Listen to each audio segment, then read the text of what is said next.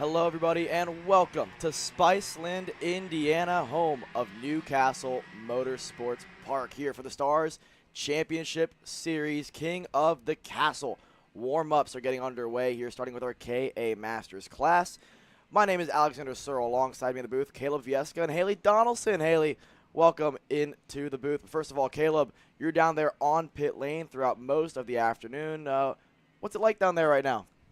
I mean, this morning so far, everybody's just trying to get warmed up, right, with everything kind of going on here this weekend. But how about this drone shot for us? I mean, this track, the history, the races that we've seen, take place at this very racetrack has been, I think, one of the coolest things about coming here year after year, and you can never get tired of Newcastle Motorsports Park. But, we've seen a lot of different things, right? Haley, we were talking to some of the drivers yesterday. They were talking about the conditions being a little difficult, especially in the morning sessions, right? You see very foggy out there in the morning and, cooler temperatures than what we're going to see later on today. Yeah, we should see it warm up later today. I feel like the track conditions should be fairly similar to yesterday for these heat races. Hopefully our drivers are prepared. Alex, what do you think we're going to see drama-wise in these heat races today? Well, there's a couple of things, right? First of all, I think you're spot on in terms of track conditions, right? Obviously, this morning was a little bit colder than it was yesterday. I know Caleb, he put on the shorts today. I don't know if you're going to love that decision, but I think it's going to warm up enough to where we're going to want to go back to the shorts weather. But obviously yesterday was a lot hotter than expected. Weather-wise, the weather app said in the 70s. It felt like in the mid-80s. But nonetheless, I think right now, track temp, not great. Kind of foggy out there, right? Just drivers making sure their go-karts still work for qualifying and into the heat races, right? Because yesterday was just the pro qualifyings. Now we have the rest of the field that still needs to qualify after their warm-up sessions. From there, we have the heat races. And it's a couple things that we can note, Haley. I mean, first of all, you don't want to put yourself in a bad spot, right? There's obviously a championship, right? We've already done the first round over there in Charlotte, and you really don't want to put yourself in a bad spot throughout the heat races. Speaking to a couple of drivers, I mean, this is a racetrack to where we saw in qualifying yesterday, some drivers having issues. You put it, towards the middle to back end of the field. You'll see drivers like that start to be more aggressive. But the thing is about Newcastle Motorsports Park is that there's a lot of passing opportunities, especially in classes like KA, Mini, and Micro, where the draft is so important. When you get to a class like OKN, OKN-J, with a rev limiter, you're hard on the chip a lot earlier. It's harder to pull out and pass and make those draft and pass, passes. So there's a lot of different strategies we'll see around this place, but I don't suspect we'll see a lot of drama early doors today. But again, who knows? You never really know what's going on through a driver's mind. I've been caught out by surprise before during heat races and drivers treating it like a main event. So, yeah, this track is very inviting for passing, and with that, it's also very inviting for drama-filled moments. But nonetheless, first warm-up done and dusted. Andy Kutcher tops the board. Behind him, Mark Steele, Laurent Mardan, 800ths separating your top three drivers in KA Masters. This is a very stacked KA Masters field here for the Stars Championship Series. Miguel Mir, Evan Kozak, your top five here in warm-up. When we come back, it's getting ready for our Micro Stars to hit the racetrack for their warm-up sessions.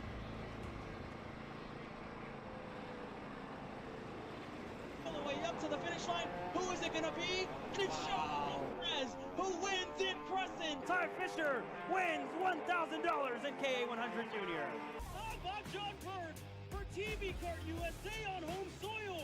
They take the win in Amarillo. Amarillo Kart Complex is now the official distributor for TV Kart in the continental U.S. Become a dealer today. Champions aren't just born on the kart track. At SimShop, we deliver professional-grade simulators with the best performance-to-price ratio in the industry. Founded by racers who understand what you need, our SimMagic and Moza equipment is powerful enough for the pros, yet affordable for everyone. With unmatched customer support and a thriving community, we're your racing partner. Visit simshop.com today.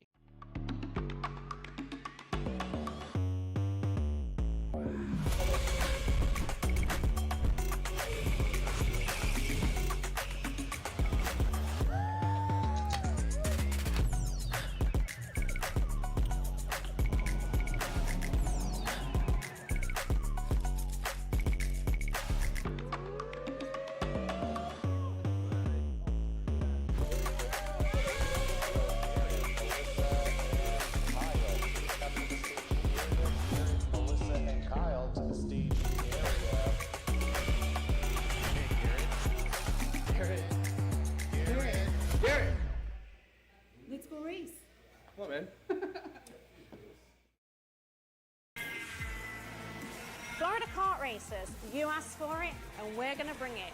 Introducing Florida Karting Championship, FLKC, a brand new racing series coming to Florida in 2026.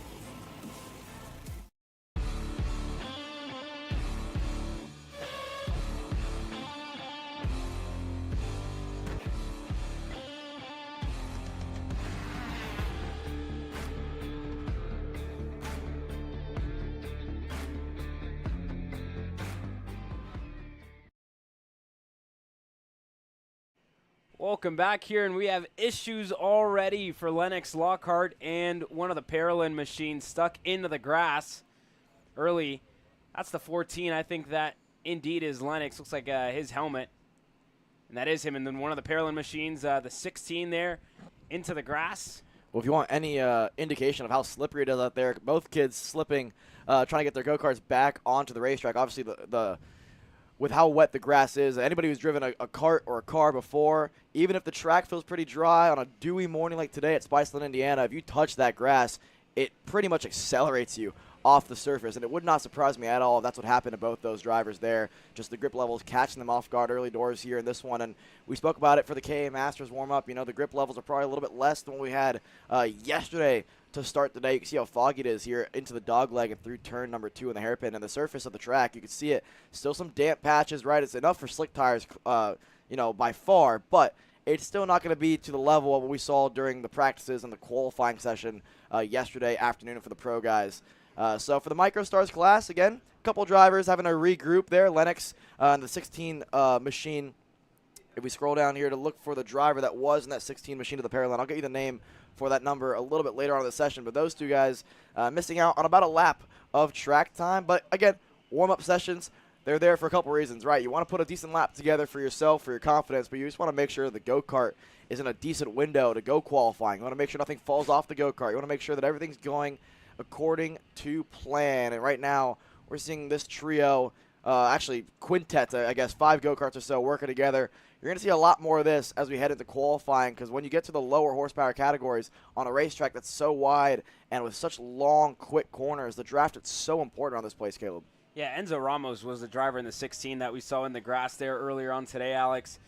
But again, year after year, when we come here, you see that straightaway gives us some good racing action, and I feel like we're almost left on the edge of our seats, right? In the last couple corners, we've seen a lot of crossovers. I look back at last year, think of this layout and what it provided at the Stars Championship Series. We had James Overbeck, as well as Oliver Hodgson in this last section, right? Over-unders with defending. We've seen that be, you know, the case this year, especially with such a short run to the finish line, but a long run to turn number 1, one of the longest ones, I think, on the calendar that we do have. So that's going to provide some good racing action for us here, especially for these young kiddos. Yeah, for sure. I mean, again, we're seeing a lot of passing, a lot of battling going on here in this warm-up session, and this is one of those things where if I'm a coach, if I'm a mechanic, if I'm a parent, I'm talking to my kid heading into qualifying, as fun as this is for the kids, you want to get clean laps. You want to put yourself in a position where you have maybe 1 or 2 drivers in front of you, you get that lazy toe, you get a good draft, but you're not racing. If you're stuck to somebody's bumper to open up a lap, it's going to minimize the advantage you could actually gain through the draft. You want to start the lap a couple of kart lengths behind to actually close it in the goal of crossing the stripe at the end of the lap right on their bumper. That's how you really maximize your lap time on this place. Obviously, we're in warm-ups right now. We'll get more into the details of what it takes to really maximize a lap around Newcastle as we head into qualifying. But right now, 2.5 minutes left in warm-up, and it's Dutch Westbrook who tops the board. He was quickest throughout most of practice yesterday, ended the final practice in second behind Jack Katowski. So those will be the drivers that we're looking at. Another one, Zev Godchuk was quick, Slate Harrell was quick, Lennox Lockhart was really quick as well yesterday. Those are the 5 that were pretty much the 5 that topped most of practice throughout the first 4 yesterday. Now into warm-ups. Again, now lap times are really starting to shuffle out through here, Caleb. Times are slower than we saw yesterday, and again, a lot of that's just due to the ever-changing track conditions, and it's just getting grippier and grippier. By the time they go out there for qualifying, it's going to feel like a whole different racetrack than what they're driving right now. Yeah, it's going to be a lot different, right, later on today. Haley, we had the chance to speak to some of the younger kiddos as well yesterday before some of their happy hour sessions, before some of their practice sessions. You know, what were they kind of telling you yesterday throughout the day of how the track was developing? all I got yesterday was from almost every single driver was how grippy that track was. And I believe that we're going to see that start to develop once again today as the weather gets warmer. As you guys have said, Newcastle is one of our largest tracks on the calendar, so it is going to take a serious toll for these drivers to get in a decent lap time in qualifying. And we're already seeing them start to practice that here in warm-up. But like you guys said, by the time that they get back on track for qualifying, it's going to be warmer, and this track is going to be completely different. Alex, kind of walk us through what exactly is going to be different for these drivers in qualifying. Well, it's a couple of things, right? I know when I was driving in karts, the rule of thumb is that during a warm-up session, if you're fast, it's probably a bad thing. You don't really want to be too quick during the morning sessions because of how slick the racetrack is, especially around Newcastle. It's just an average day here in Spiceland, Indiana. And so for the qualifying sessions, if and when the track grips up in time for the Micro Stars, and I believe it will, just judging by the characteristics we saw yesterday and into today, it's just going to require you to get more rotation out of the go-kart without bogging down on the exit, right? Because right now, the karts are naturally freed up because the track is slicker. So you don't really need to have a go-kart that's freer. If anything, this actually plays into an advantage for the drivers who may be struggling to get the front end to bite because it's just going to rotate nicely for them. So as it grips up, you add new tires into the mix as well. So it's a double whammy for people who are struggling to get the car rotated. Newcastle's notorious for not wanting to use too much of the steering wheel, if that makes sense, right? The more you can use your left foot, the brake pedal, to rotate or lift off the throttle to get the car to rotate and turn in, the quicker you will be. You want the steering wheel to be as straight as possible so you can maintain maximum momentum throughout some of these corners here. So again, that's all to play for throughout qualifying. And then you touched on it a lot there, Haley, the toe. It's so important on this place, but it's also just the timing of it all. One thing is getting a draft. Another thing is just timing it properly. If you start a lap on somebody's bumper, it's not going to be as advantageous as if you were to start a couple of kart lengths back, like I mentioned a little bit earlier on. Checker flag waves here for the Micro Stars warm-up session here. A couple more drivers getting ready to cross the stripe, one of them being Brody Stoffel here on the 29 machine, but he's been racing for most of this lap, so I'll be surprised if this lap goes any quicker than what he was able to do beforehand. Katowski goes to third, Harrell second.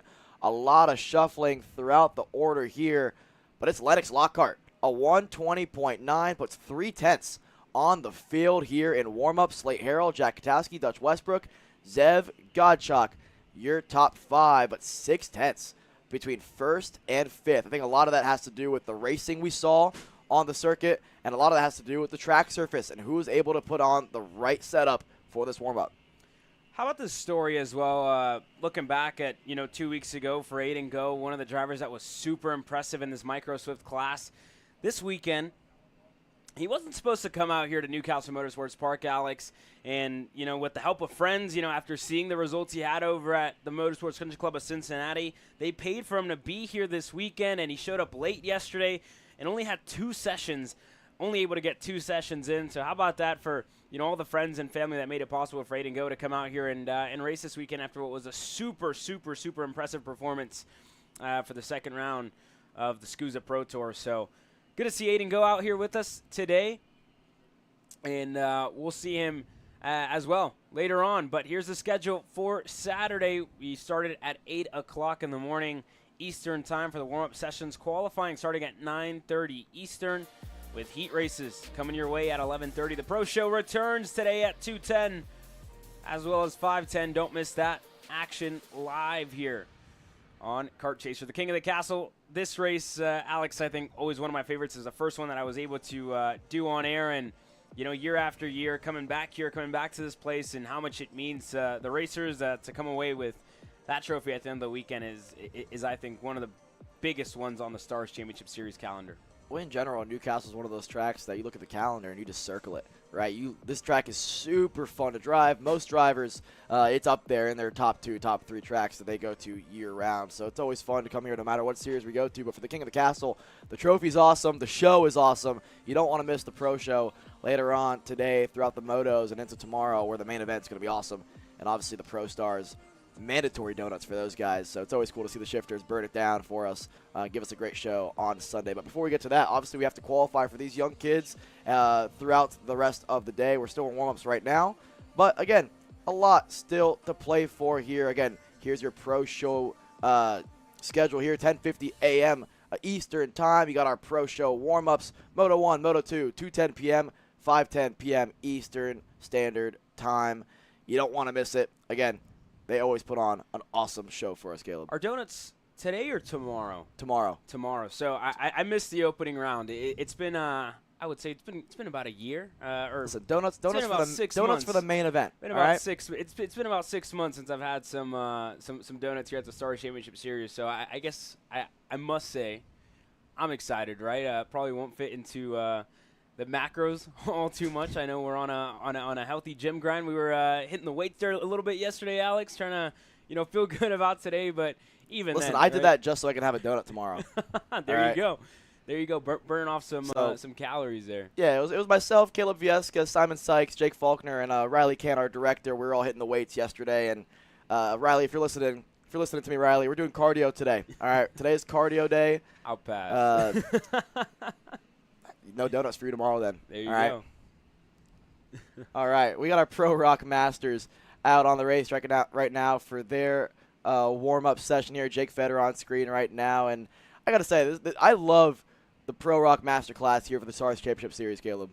I mean, I think, the Masters class in general, right? You look at K100 Senior weekend after weekend, K100 Masters, apologies, weekend after weekend. This is the biggest place to race in K Masters, and I saw some drivers local to Texas coming out here this weekend and saying that, we circled this because this is the biggest, national series for our Masters drivers with, I believe, 30-plus in that Masters category this weekend for KA, and an even shifter, right? Weekend after weekend, I mean, you have a huge field, a huge number of drivers to race with. So it's been super inviting to see all of them come back weekend after week. You bring the likes of Jordan Musser as well, who's back here this weekend out of the state of Texas with us, and, he's was thinking about racing the pro category and, looked at it and said, I don't think I can go 20 laps in Newcastle Motorsports Park. I got to go back and race with the Masters guys. I'll have to go talk to Jordan here, all right? I mean, I think Muster could hang with the best of them. I mean, obviously, he's not in the seat as often as he used to, but Jordan Muster, obviously one of the legends of the sport, always quick no matter what class he's in, and he's definitely a driver that's capable of competing with the Pro Stars guys. But like you said, maybe part of it's just doing the laps. Right, I mean, I know we spoke to Josh Conker, Caleb, on the Grid Talk podcast, and he said, listen, you got the pre-final at 14, and then you got the main event at 25+, right? That's a lot of laps to do. That's 39 laps to do in about a 2.5-hour span when we get to Sunday. That's a lot of laps for these shifter guys. I know Riley Can, our director, drove a shifter last weekend over in Texas, and he said, listen, no matter how many weights you do, no matter how much cardio you do and exercise you do, nothing beats actually driving the thing. It's a complete different beast to try and go out there and put laps in a shifter, right? There's one thing being kart fit, and there's another thing being just fit in general. Whenever you put anybody or a random stranger into a go-kart, it's a complete different beast to handle. Haley, over under how many laps do you think you could do in a shifter if you were out there this weekend at here in Newcastle? Well, personally, I've never had the honor to drive one. It's been definitely a goal of mine, though. Honestly, I think you could probably get me for about 5 once I finally figured it out. I'd probably get tired quite quick. Yeah, I mean, I think, that being said, last week with Billy Musgrave, who was out there at Amarillo Kart Complex for TSRS and, doing the demos as well for a lot of people. They were able to try it out as well with the 85cc and I believe the 80cc for some of the younger drivers in the cadet categories. But they were able to go a couple laps. So for us, that we're out of the seat doing a lot more reporting nowadays than driving for the most of us. It's probably better that way for some of us, I would say, for myself especially. But even then, right, we enjoy it, and we enjoy seeing the likes of Scott Presti out here on the racetrack. A good weekend for him out at MCC not too long ago with the Croc Promotion chassis and the Presti Racing machine. That's been quite impressive so far this year, Alex. Yeah, Scott's been fast. I mean, he's a driver that we know is quick no matter what he drives. Last year on the Schumacher chassis, this time on the Croc Promotions Presti Racing team. And like you said, it was a good showing for him at MCC for the Pro Show, or for the Pro Tour, sorry. And again, got a pretty dominant win in that Masters category. Looking for more here, but this is a really stacked field this time around. Tim Hollowell there, top of the board right now, ahead of Presti by 0.3. And then you have quite a big field spread here. Jake Federer, Hugh Templeman, Lance Lane, all 1.2, 1.3, 1.7 off. Tim Hollowell resets past lap 109.547. The lap times are tumbling here, and looking at the track surface from when we first saw the KA Masters at the racetrack to now the Shifter Masters, we're starting to see a dry line develop. But when we first arrived at the racetrack, Caleb, I got the chance to look at the racetrack just a little bit, and obviously with the KA Masters in the racetrack, it was pretty damp all throughout. Again, now we get a dry line forming, and with the Shifter Masters really putting the rubber down, this track is going to dry quickly. Newcastle is one of the best tracks we go to in terms of overall drainage. It gets dry pretty quickly. This is going to help, though. Laps and laps and laps of go-karts hitting the racetrack will evacuate water quickly. It's already no more puddles. Now it's getting rid of the dampness, and how do you do that? You got to add heat. You got to add rubber to the racetrack. And again, as the sun begins to start to poke out, it's going to get better. Yeah, and not even that, right? But a lot of drivers choose to burn that first session. These opening sessions that we do have in the morning. I mean, I remember when I drove here a couple of years ago for the Grand Nationals with CKNA. The morning session was not at all what you were going to see in even the second session when you hit the racetrack. Whenever that sun starts to shine, the fog kind of goes down. But that morning session, you're seeing a lot of drivers kind of sit out, right? And not wanting to go out there, maybe want to sleep in a little bit more. For the pro categories, maybe later on today, it's going to be important for them, I would say, right, to try to get a good handle on it, good handle on their karts or whatever they need to do. But a lot of drivers, don't be surprised whenever we're seeing a lot of them start to burn that opening session here, Alex. I'm not sure. Have you driven here at Newcastle before and experienced the? Well, you have. You've done the Grands. It's not a smart question by me, but talk a little bit about like the differences on this racetrack from this morning to later on as well. Well, I was one of those people that normally around this place, because this is such a common occurrence around Newcastle, to where even if it didn't rain, like last night it poured, but even if it didn't rain, this track just has so much dew in the morning. I'd normally skip warm-up. I was a big fan of that, and part of that was probably because I just wanted to eat breakfast. But again, part of this is kind of what Haley asked me earlier, right? This track's going to start out slick. At this point, session 3, session 4 of the morning, it's going to feel more like what it felt like yesterday. For the first two, for KA Masters, for MicroStars, they went into this a little bit blind, right? This session probably felt like a drying racetrack, whereas now there's a dry line forming. I'm starting to see less damp patches, more rubber being put down on the racetrack. And again, what this does mean as well, and what it gets interesting for, is because the surface was essentially reset. It's a green racetrack, we call it. I'm thinking for the pro motos later, with the pro stars especially, that inside lane is no longer going to be as slick as it would be with all the marbles down there, because it got all reset. So again, this whole surface is going to be brand new, and again, it's going to add an extra element of a challenge for our shifter guys to launch off. When we come back, small break here in the action, and then KA Junior for their warm-up sessions.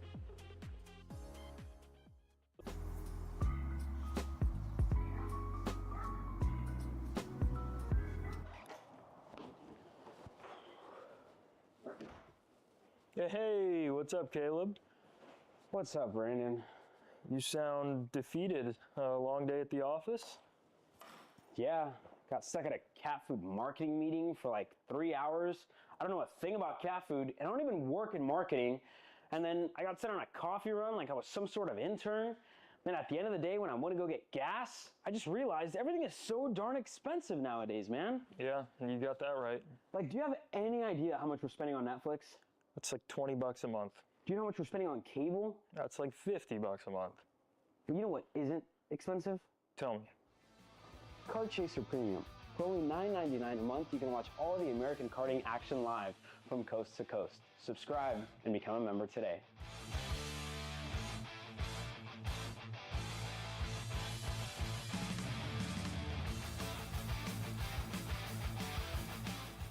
Paulie Massimino wins in KA. Paulie Massimino is a winner in OKN Stars.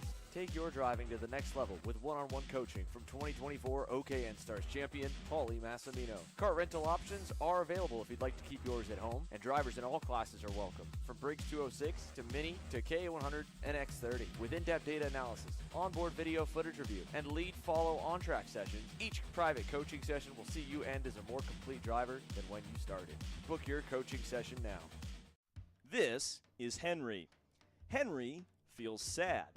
Henry feels sad because it's time for his next big race, and his go-kart is in bits. Henry doesn't know that Acceleration Kart Racing is the United States' #1 shop for all of your karting equipment needs. Henry also doesn't know that Acceleration Kart Racing can deliver anything from tires to race suits and even wheels directly to your front door or to the racetrack itself, quickly and efficiently, with tech support available 6 days a week. Poor Henry doesn't even know that Acceleration Kart Racing offers free shipping to mainland USA on selected product if you spend $200 or more. Do yourself a favor.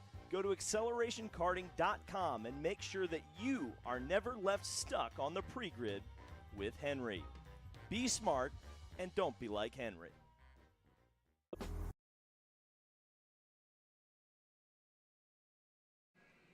Welcome back here onto the racetrack now, your K8 100 junior class, and we spoke to a couple of them yesterday. Issues for one here, the 899.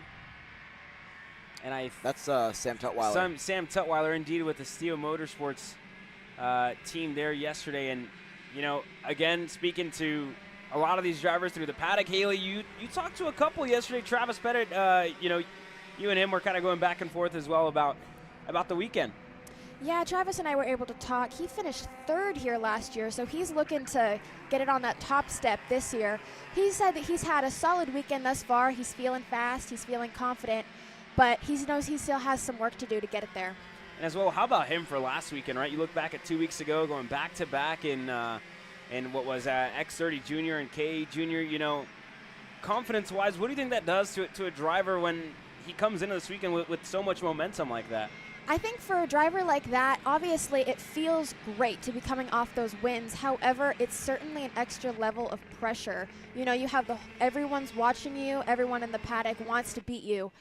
But, I mean, certainly he's just a kid. He knows that he loves the sport, but, I mean, at a certain point, sometimes you just got to let that pressure go and know that you just have to drive. What a cool moment, right, at MCC. Yeah. I mean, him and his dad, you know, they're two hard workers in this sport. And to go back-to-back, to win the KA and the X30 main on the same day at MCC was awesome to see. And again, you saw the emotion on the scale line for both himself and his dad, and it was always great to see. And so for a kid like that, I mean, like you said, right, it's slightly added pressure because now the target's on your back. I mean, it's not like he was not quick already, but now he's proven to be a race winner in both junior classes. So for me, it's, again, slightly added pressure. I agree with you, Haley. But part of that, I think Travis Pettit is one of those kids where he's matured quickly. And I think winning like that also kind of makes you hungry, and you just want that feeling over and over and over again. And I think now he's found a home at Speed Concepts Racing. That team looks good. He looks good. And I'm excited to see what the rest of the year unfolds for him. Yeah, I think that he certainly shows a lot of promise. He's matured very well. Just holding a conversation with him, you can tell that he's a very chill kid. He has a head on his shoulders. You know that whenever he's out on the racetrack, he's going to drive you just how you deserve, and he's going to give back what he gets. But we know that he wants these wins, and he is going to fight for it tooth and nail. Yeah, I mean, we saw last year, right? He put it on the podium. I believe it was his first time in junior, I think, here for the King of the Castle in 2024. And, you know, we're going to see a lot out of him this year, as well as a lot of other young, promising drivers. We talked about Nathan Golseth, his progression through the ranks as well throughout the years.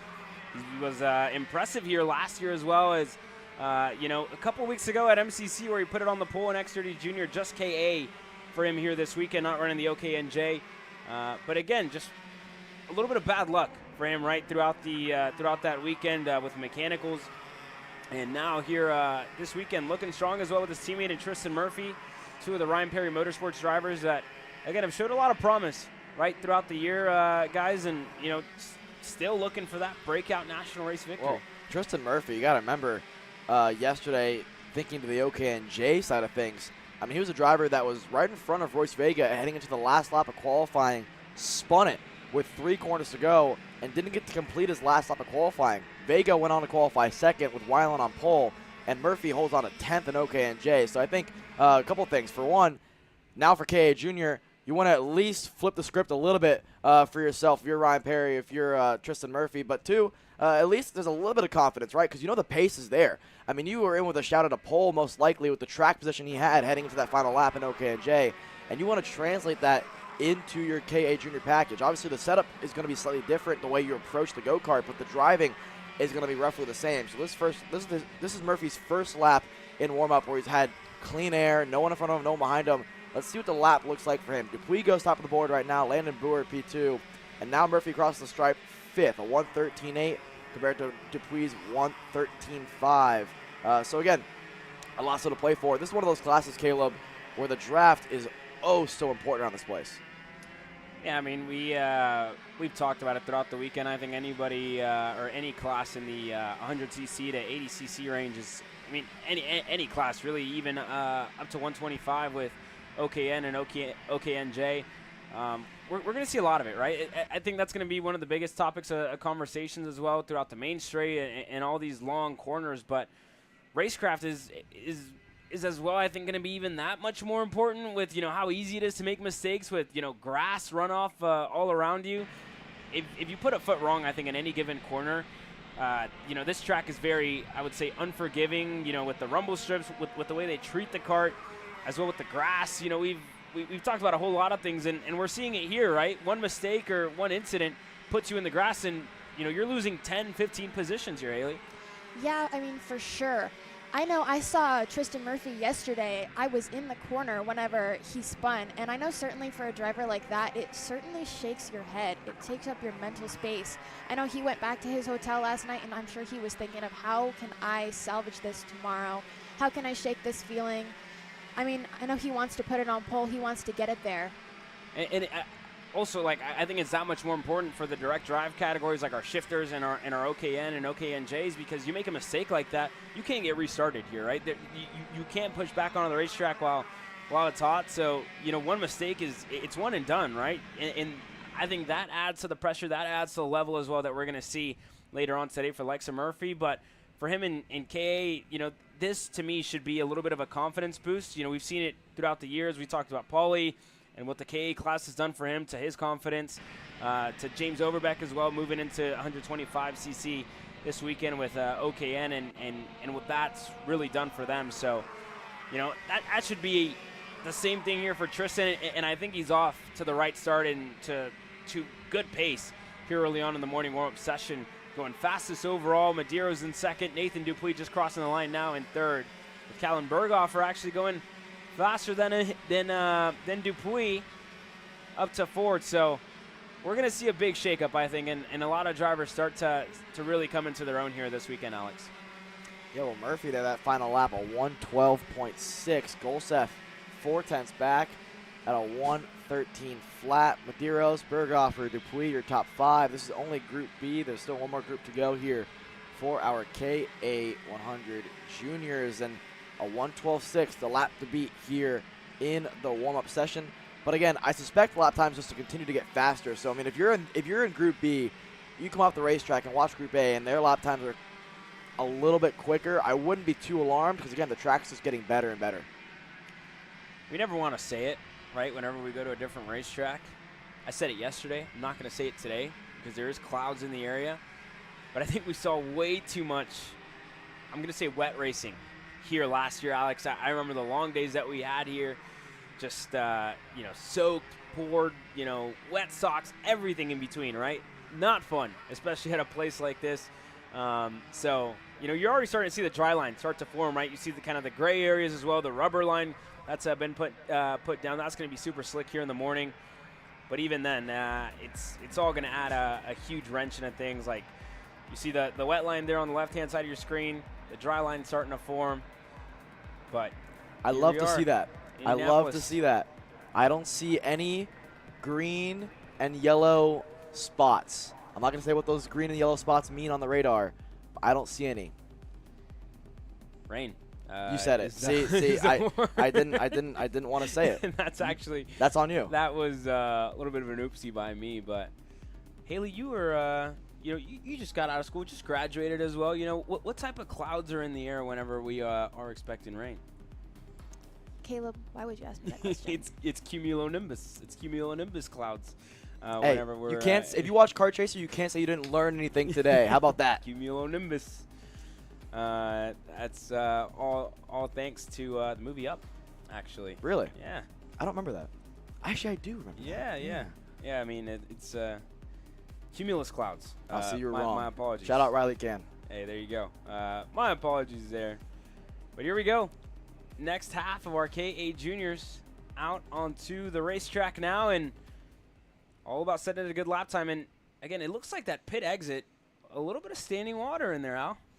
Yeah, well, I've seen quite a few times have drivers, found that fencing on the left, the barrier on the right. I think somebody might have tapped the end of that barrier on the exit there. And I can't say I've been someone who hasn't done that before as well. It's just one of those pit lanes where if you get a little bit too excited on the right pedal, you could find a little bit more than just racetrack, unfortunately. And I've seen it happen quite a few times around this place through my years of karting, as one driver around the 870 machine has looped it into turn number 2 on the outlap. And again, it's very easy to do that on this outlap because the track is still pretty damp. You don't really have any idea what the track conditions are like, and you see Travis Pettit there weaving around the racetrack, trying to get any heat in the tires. Behind him, Isaac Malkowit, Little Sizzle, a driver that we know is very quick, not only in general in K100 Junior, but around this racetrack. He's had a lot of success no matter what engine package it is, whether it's 206, whether it's K100, whether it's X30, he's quick. If I'm getting the story right, Little Sizzle, that nickname originated from his grandfather, I believe, who was Captain Sizzle. Haley, Yes. you were there with us yesterday. Is that right? Yeah, I got to talk to him yesterday. Isaac is just a great kid. He was telling us yesterday that the nickname did originate from his grandfather. So whenever he started racing, everyone just started calling him Little Sizzle. That's there you go. Family ties for Isaac Malkowit here this weekend. And again, I look back at 2023 here, Alex. This is a racetrack where this kid's been notoriously good at. One of his favorites being out of the state of Ohio.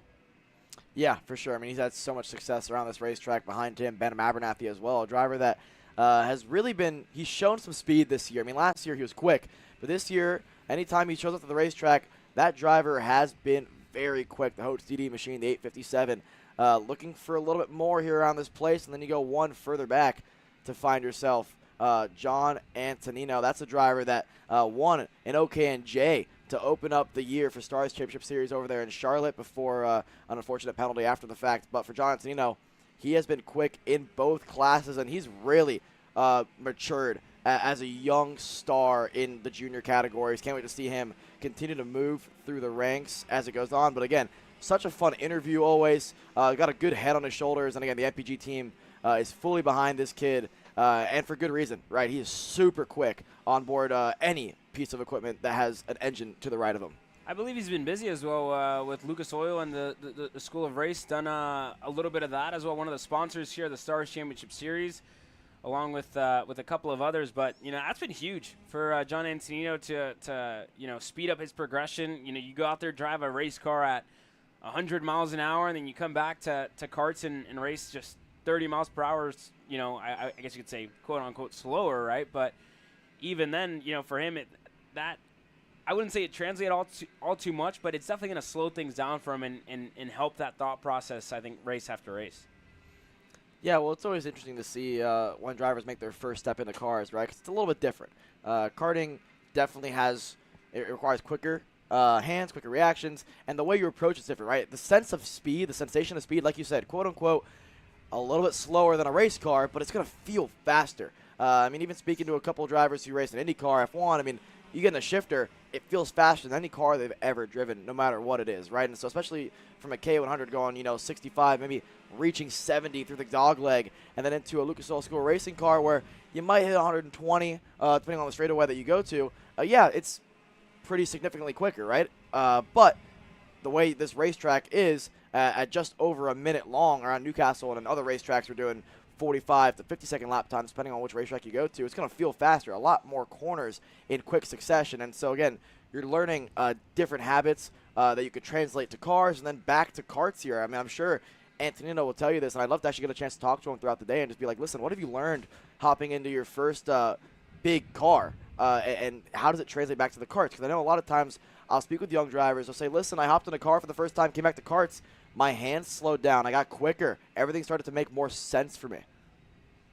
It's also one of the big things, right? That is that's crazy to think, right? Driving cars that whoever, who knows how many miles an hour, and then not even with a driver's license yet. That's I think one of the most impressive things, right? As long as they're not driving like that on actual roads, all is good. All is okay in the world. But even then, I kind of want to shift gears and talk about, Haley, you asked a little bit earlier about, what it would, what we're going to expect to see. And I think for the drivers that are going to be fast here this weekend, if you're going to find yourself in the mid-pack, they're really not going to afford, to fight too much or even make mistakes. We talked about that a lot, right? There is a B main here this weekend, and if you want to put yourself within a good shot of a race victory here, you can't afford to make a mistake and burn a session or burn a race here today, because that's not going to help out the points average. No, for sure, Caleb. I mean, as we see this weekend go on and these heat races, it's just so many laps for these drivers in a single day. I think that we may see some drivers honestly start to fall off throughout the day. But on a different note, we do see Travis Pettit currently at P1 at a minute 12.6. What do we think we might see anyone else top that? Not yet. So for the morning warm-up session, right, you kind of look at the gaps here, just 100th of a second in between Isaac Malquit and Travis Pettit. They're actually on the racetrack together. I want to go back to the point you made, right? You're going to see a lot of drivers kind of fall back, I would say, throughout the race. And I think that's a lot to what we're going to see maybe in the early heat race. Talk about Heat 1, qualifying. Alex, we've talked about this, I think, time and time again on Tuesday nights where we see a lot of desperate driving, I would say, throughout the 100cc categories when, you make a mistake, you get shuffled back. And especially in the younger categories and even still in our senior categories, you see a lot of desperate moves, a lot of desperate driving to get back up to the front of the field. And I think more often than not, you fall back trying to make up spots. Yeah, I think that as drivers get throughout a race, especially if they start to get tired, you start to get that aggressive driving style where you're just not fully thinking about what's completely going on strategy-wise. And especially with a track as long as this one, it certainly gets tiring for these younger drivers that don't have as much experience and maturity levels as the senior drivers do. So certainly once you start getting that little bit more angry, you start pushing, you forget the limits of your go-kart, and ultimately you will just get slower.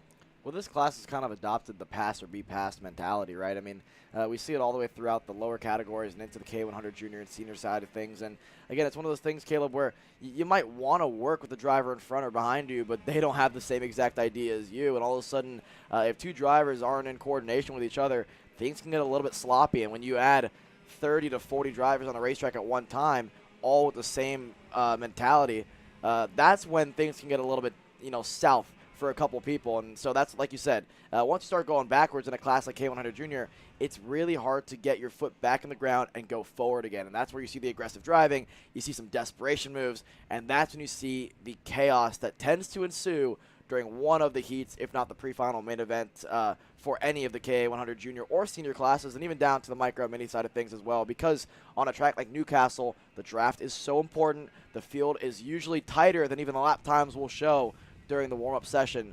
But that being said, warm-up done and dusted. Isaac Malquit at a 1:12.2 tops the board. I think you just answered your question there, Haley. Ike able to get the better of Travis Pettit here on that last lap. 1:12.2, a 1:12.4 for Travis Pettit. Benham Abernathy, John Antonino, Easton Kubinski on his return here this weekend. Top 5 on his move up to the junior ranks. Swift Stars coming your way next.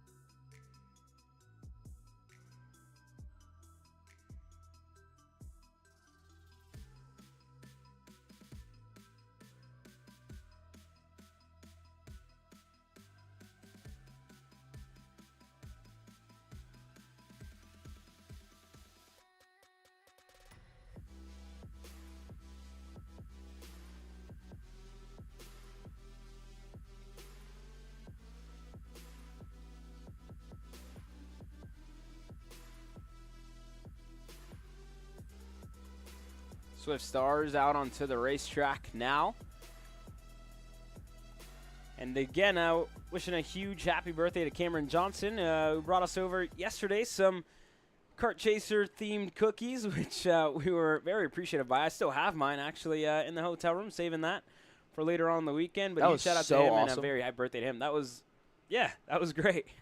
For those who didn't see it, it's still on the Kart Chaser story, Kart Chaser and Kart Chaser Kids Instagram story. So if you want to see the cookies that Cam Johnson made, they were spot on to what the KC logo looks like. Yeah, it also throughout there we talked a little bit about breakfast. Guys, I'll ask the two of y'all this question. I asked a lot of our drivers yesterday. We talked about breakfast, a little bit of dinner as well. But the biggest question, I think I got a lot of good answers yesterday, but what are we thinking about breakfast, right? Eggs, how do we like them cooked? Well, listen, here, first of all, because for those of you who haven't seen the video, I recommend it. It's really funny. Caleb goes around and asks the grid, first of all, what they think about breakfast. The real questions, right? I feel like more often than not, we kind of get stuck in the same, how's the racetrack doing? How's the setup? What are we missing? What can we do better? How's that race? How's that qualifying? But, I think more often than not, we forget to ask some of the real questions, the questions that matter in life, right? Yeah, exactly. I'm with you. My thing with breakfast, listen, I kind of stopped eating breakfast. I usually just have a Greek yogurt nowadays. But if I were to have eggs, I saw a lot of people say over easy. I saw a lot of people say scrambled. I like over medium, me personally. All right, as we have one driver spun around. That's the 112 machine there facing the wrong direction. Looks like we have a couple of spinners here in the opening lap. Again, the track is still pretty slick here for our mini stars. But, again, over medium, I like a little bit of crisp to my eggs, but still have some of that yolk. Yeah, I like over medium, me personally. Personally, I'd like to say that I'm an over easy fan, but shout out to my mom. She taught me this interesting way to cook them in the microwave to make them like... My mom does that too. Yeah, to make them like those like McDonald's like... What are they called? Like those little breakfast sandwiches? Yeah. She taught me how to make them at home, and it's just absolutely delicious. So that's probably my second way to do it. But in terms of just overall breakfast, I'm definitely a pancake type of girl. Well, there you go. Pancakes for breakfast.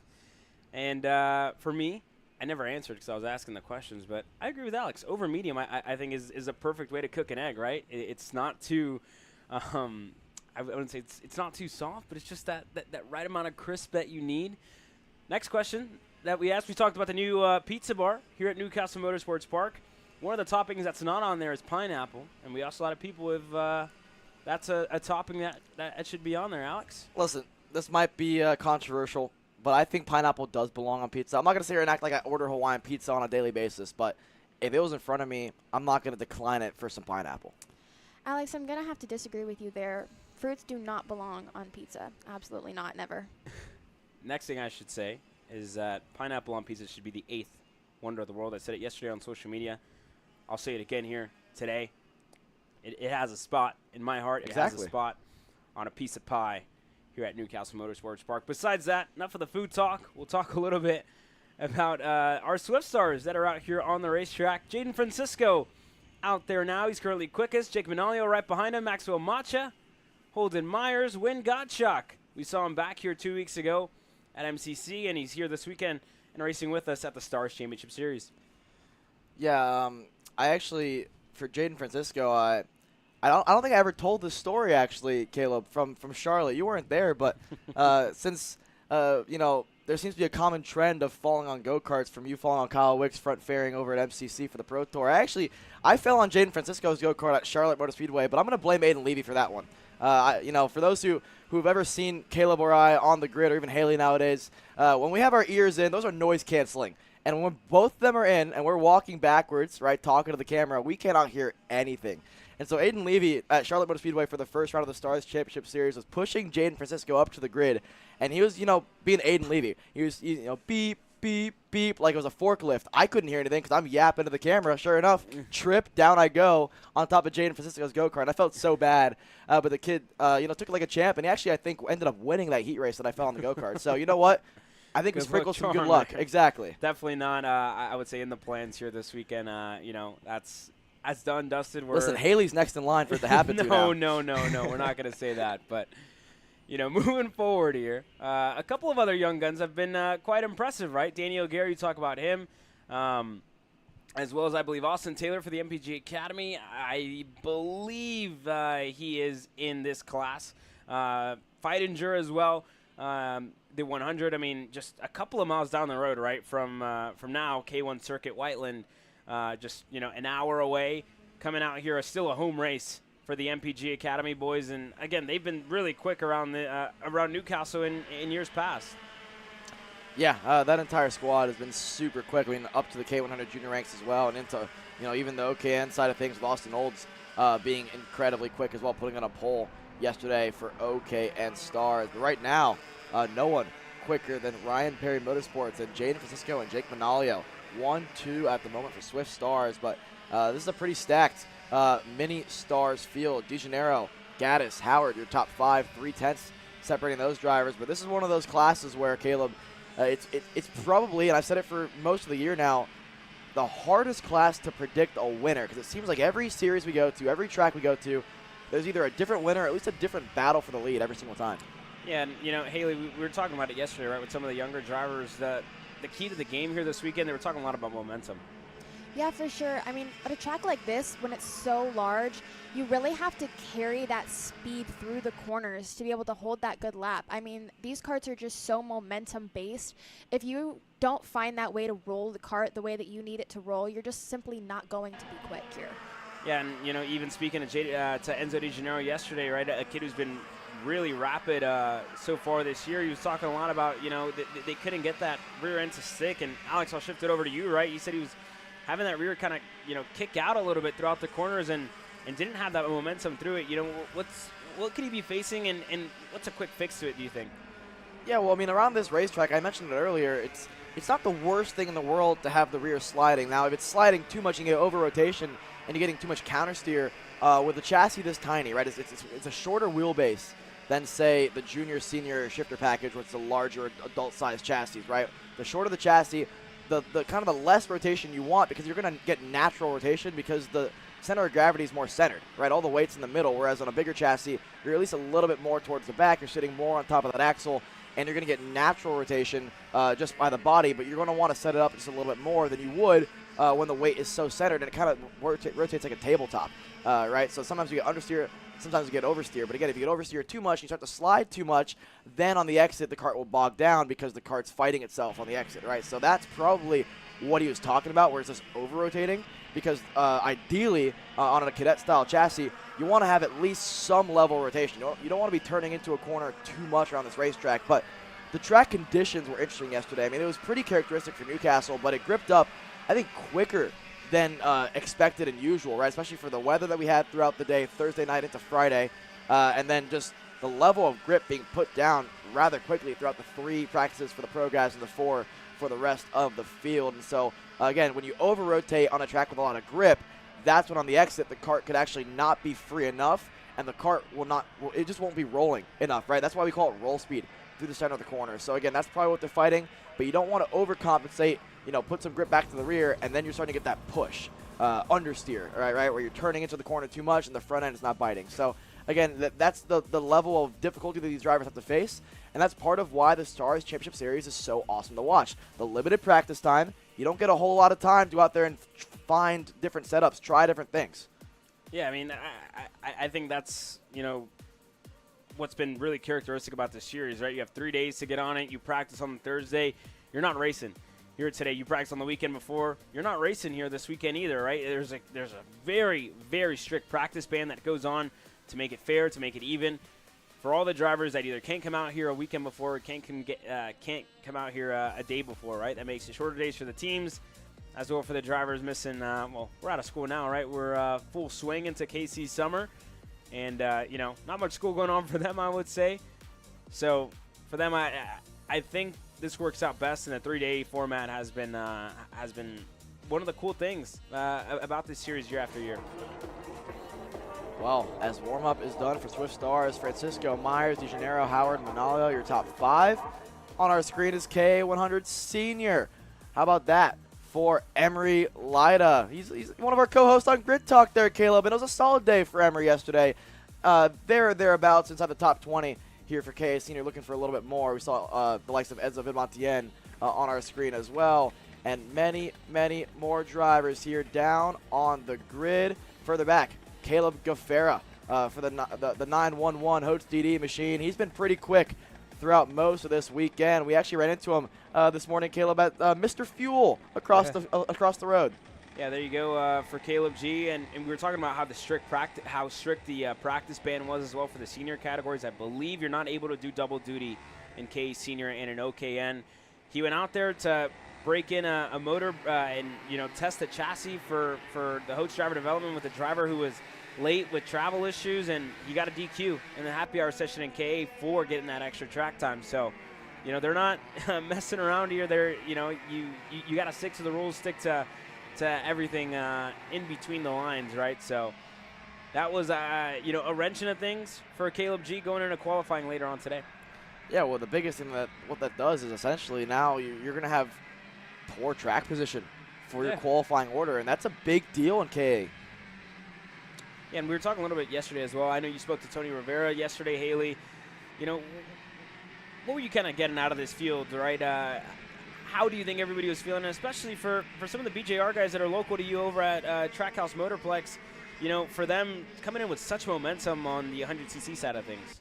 Yeah, the BJR guys, they've certainly had an incredible season thus far. I mean, in the KA senior category, they've swept. They have done an incredible job keeping all of their drivers as fast as possible, and a rising star that we've seen in the KA senior class that's coming off a win here is Jared Clark. He's fairly new to the KA package, just starting last season, I believe, and he's already making a name for himself in this class. We're seeing him on the screen now. We don't have his times up yet, but as they come through, we will be sure to keep you updated on him. And for Jared Clark as well, right? That was a huge win over at Charlotte Motor Speedway, and we're gonna take a look at it as well with Jared Clark on what that race meant to him, for his family as well. And, we're going to see his progression as well through the year. Talking about new to the senior ranks, and we're going to take a flashback at what it was like for the 2025 Queen City Gambit, where this kid swept the entire weekend, Alex. Yeah, I mean, you can see on our screen there, Jared Clark had this field pretty much in his back pocket throughout most of the weekend. One of the heat races here, this was heat number 2, where things were a little bit dicier for him, having a battle a little bit there with the likes of Henry Taylor and a couple other drivers as well. We saw Hodgson get into it as well, Oliver Marak, but Jared Clark put his head back down, worked his way through, as well as maybe going over top of Marak during the second heat race. But once he put his head back down, it was smooth sailing for that young kid. Got to speak with Jarvis Crack in the middle of that heat race as well. And again, he was just saying, Jared's got to put his head back down, calm down. His first time really being in the situation, right? Like Haley said, relatively new to the KA 100 package as of the latter half of 2023, and now last year his first full season in 2024 on the KA side of things. And after a nice battle with Oliver Hodgson throughout most of that main event, he put his head down, salutes to the crowd, and number 1 in the air for Jared Clark. And we had him on Grid Talk that following Tuesday there, Caleb, and the emotions were so high for such a young, talented kid. Yeah, I mean, he was obviously very excited to be on, and we were excited to have him on as well, right? But for him, again, it's a new weekend, new racetrack for him, and a new challenge as well, right? He's currently down there in 12, so I believe a little bit of pace to find for him here, Haley.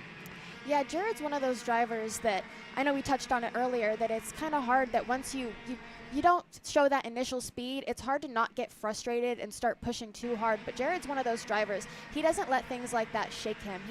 He knows that he has the pace to win today. Not today, but this weekend. But yeah, he knows how to get things done whenever it matters most. He doesn't let just a warm-up not being that quick shake him. And as well, a couple of other drivers that are, local to you. Caleb G, you've seen him throughout club races and whatnot. He's been super, super busy, I think, all year round with USF, racing on that side at USF 2000, and as well has been a regular in the K100 scene.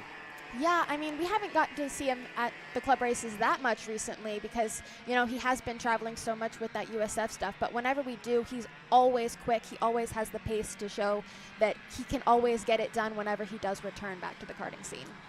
How about a couple other rookie standouts? Talked about Enzo Vidamontien. He's been very successful at this place in years past. Look back at last year as well, where he's had some success. And a couple of other drivers throughout this field as well. How about a couple in the top 5? Addison Ianello returning here this weekend. Currently 4th. Caleb Gaffera in third.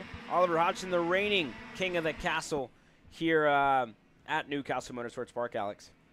Yeah, Oliver Hodgson, always a driver to watch, no matter what class, no matter what track we're at. He's been a driver that almost was able to take it to Jared Clark in that main event like we saw on the recap at Charlotte Motor Speedway. But this is a racetrack, like you said, the reigning king of the castle champ, looking to go back-to-back this year.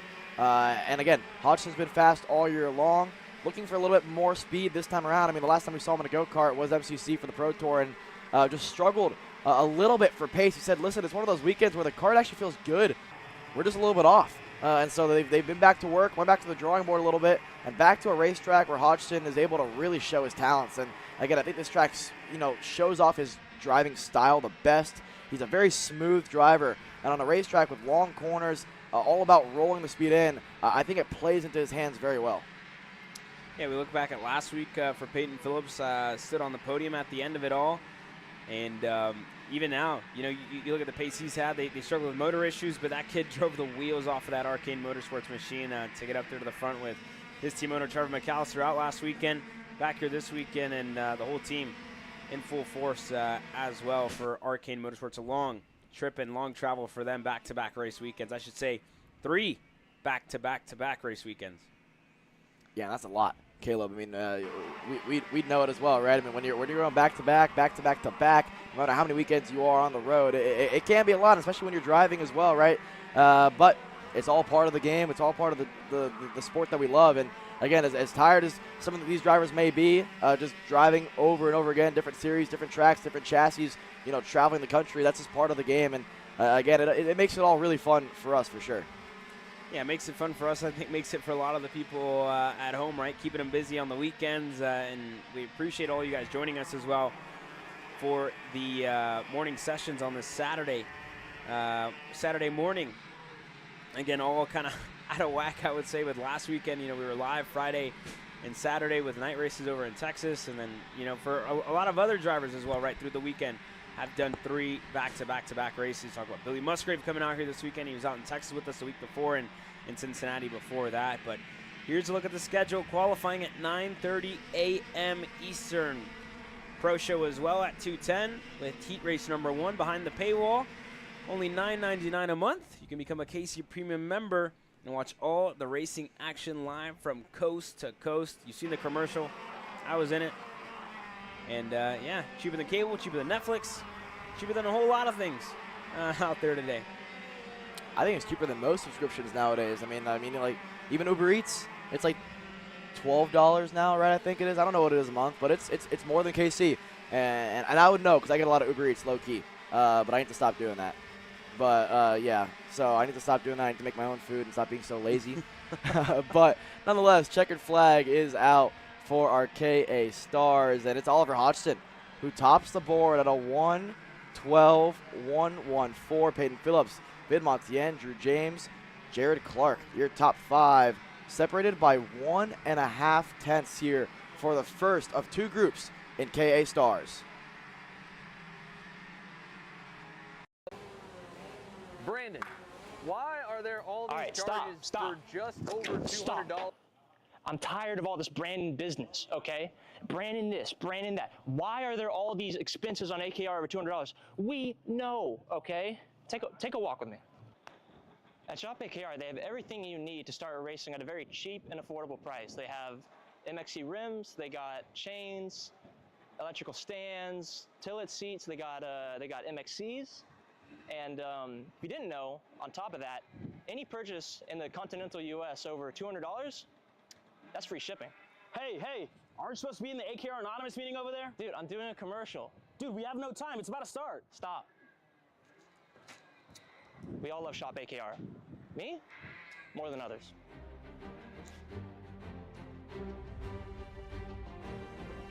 What do I get at Shop AKR? MXC rims.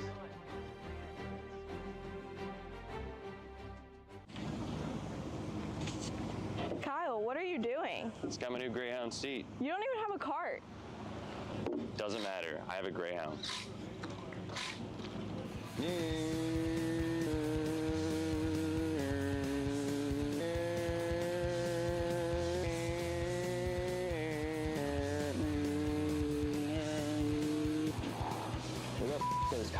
spokesperson.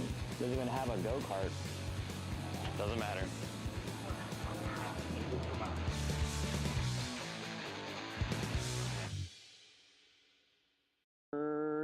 Cuthbertson through on Turney. Turney in the dirt.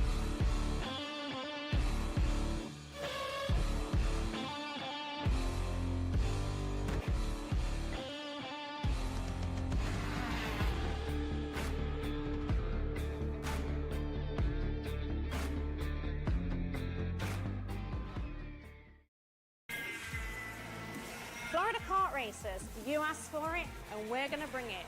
Introducing Florida Karting Championship, FLKC, a brand new racing series coming to Florida in 2026.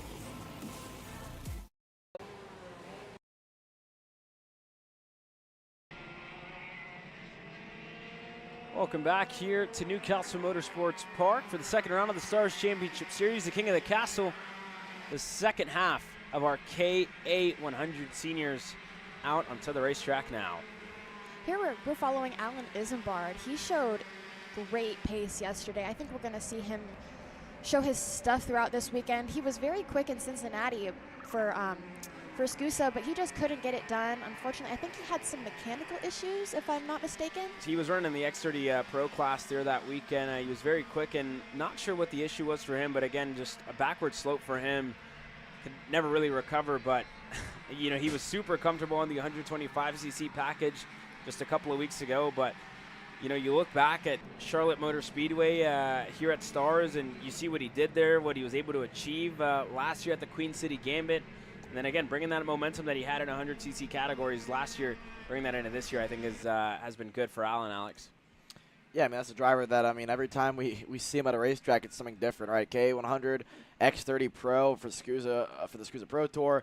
And then when he can, hops to the shifter as well. I mean, that's what we pretty much have grown to know of Alan Isambard is his days in the shifter, right? But now, you know, kind of going back to the single speed side of things, promoting the K100 side for Rocket Racing Company, and then, you know, driving X30 Pro for the SCUSA Pro Tour, and he was quick up until that mechanical issue throughout that weekend at MCC. So that's a driver that has been very quick and one that's always fast around Newcastle Motorsports Park. But as more and more drivers cross the stripe to start their next couple of laps here, here's one driver, the 921 machine. That's Hudson Brown on board the gold chassis.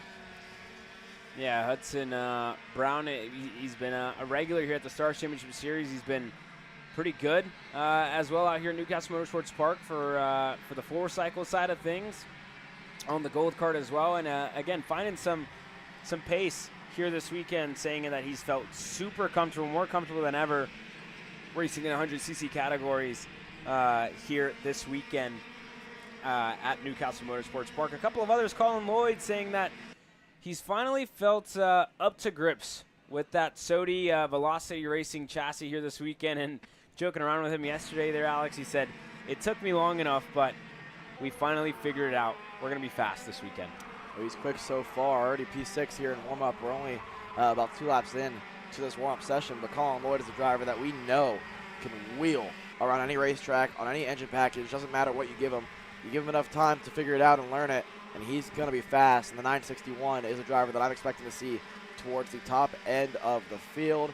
And as we round the corner for lap number 2 of warm-up, Colin Lloyd slots himself into a decent position right now, but he's had a little bit of traffic here, having to get around Chris Harrower, the 962 machine, so now he can have his sights set on a nice, easy lap. In front of him, is Chase Buscalia, who's a driver that at Charlotte Motor Speedway we can't fail to mention was arguably the fastest driver for most of the weekend. I know we highlighted the likes of Jared Clark, but Chase Buscalia was quick. He put it on pole, and throughout the heat races was fast and just couldn't get out of his own way. Bad luck after bad luck, and even in the main event, we highlighted it on our Kart Chaser Instagram page, kind of his story and charge through the field. That front fairing was facing 90 degrees to the left, and somehow, someway, he wheeled that thing with a bit of front fairing damage all the way back to 4th after falling outside the top 10 for most of that main event. So Chase Buscalia is a driver that has made that comp cart work, has promoted the package alongside the likes of Oliver Hodgson, and he's been quick. And this is a racetrack that he's been very successful in the past as well. And that's a driver in general that ever since entering the K100 senior side of things, he's been towards the top end of the field as well. And so the 9:26 machine, Chase Buscaglia, look for him to be very quick this weekend. He's also been super busy on the dirt racing side of things, right? I mean, he's been, racing really on dirt, and he said it's too hot right now to go race in Florida and to race on the dirt side of things. So, keeping myself busy, keeping myself in the seat has definitely been super helpful throughout the summer. Reading some karts here at the Stars Championship Series.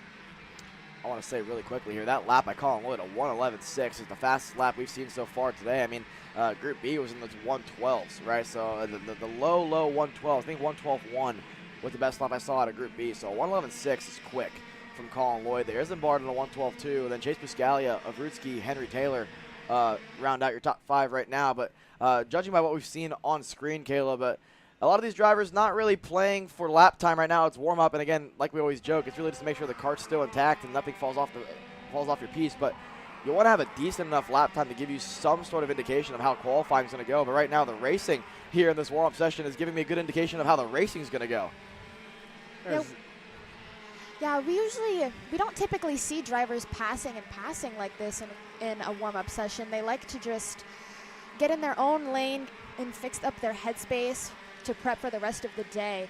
But I mean, we do see a lot of drivers trying to get after it and push just a little bit more than we typically see.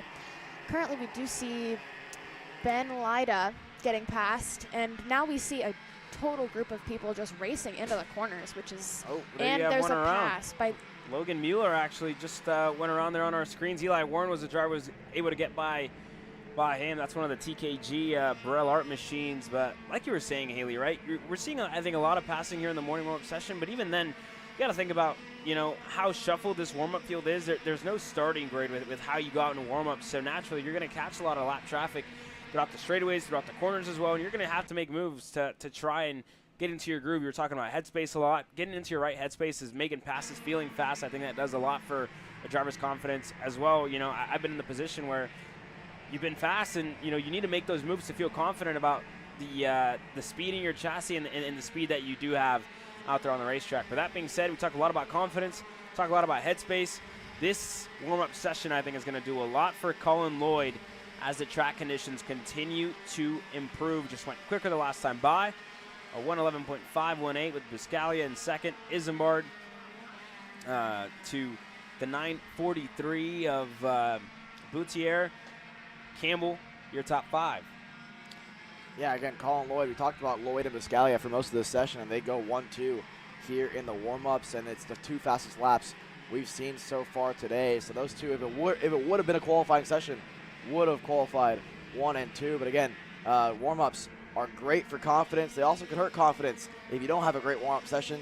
We saw a little bit earlier on in that session, if those were wondering what the flashing red or orange circle was on the lights, we call it the meatball flag, right? If you're familiar with that, and that's just one of those situations where if you see that flashing, it means you got some sort of mechanical issue, and that was for the 9:35. That was for Peyton Klein. So Peyton had to come in a little bit earlier than they would have wanted there to end their warm-up session. But again, as long as that happens in warm-ups, that's part of it, right? In warm-ups, at least if you have a meatball flag, that means you can get it fixed and you'll be all good for qualifying. Yeah, as well, moving forward throughout the schedule, qualifying set to come your way in about 10 minutes time. Quick commercial break from our side. We'll be right back with more racing action live from Newcastle Motorsports Park.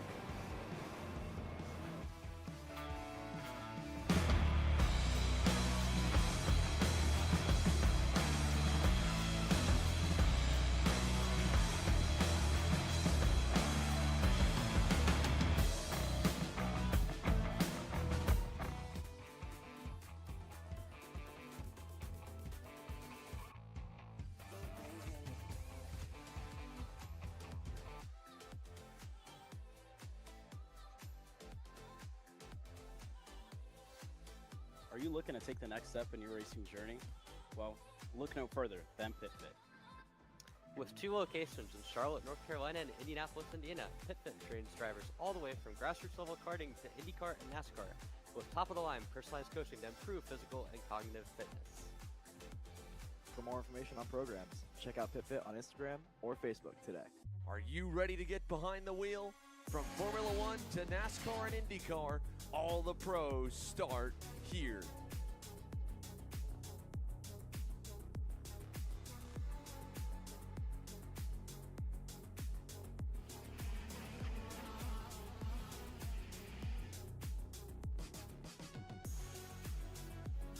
For more information, check us out online at mcckarting.com or call us and go racing today.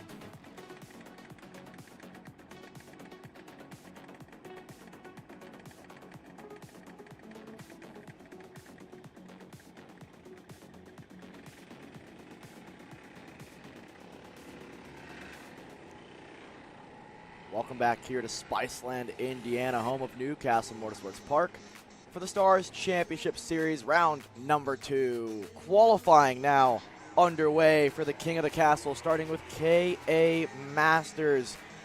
More than half the field elected not to go out for this morning warm-up session, at 8 a.m. sharp Eastern time.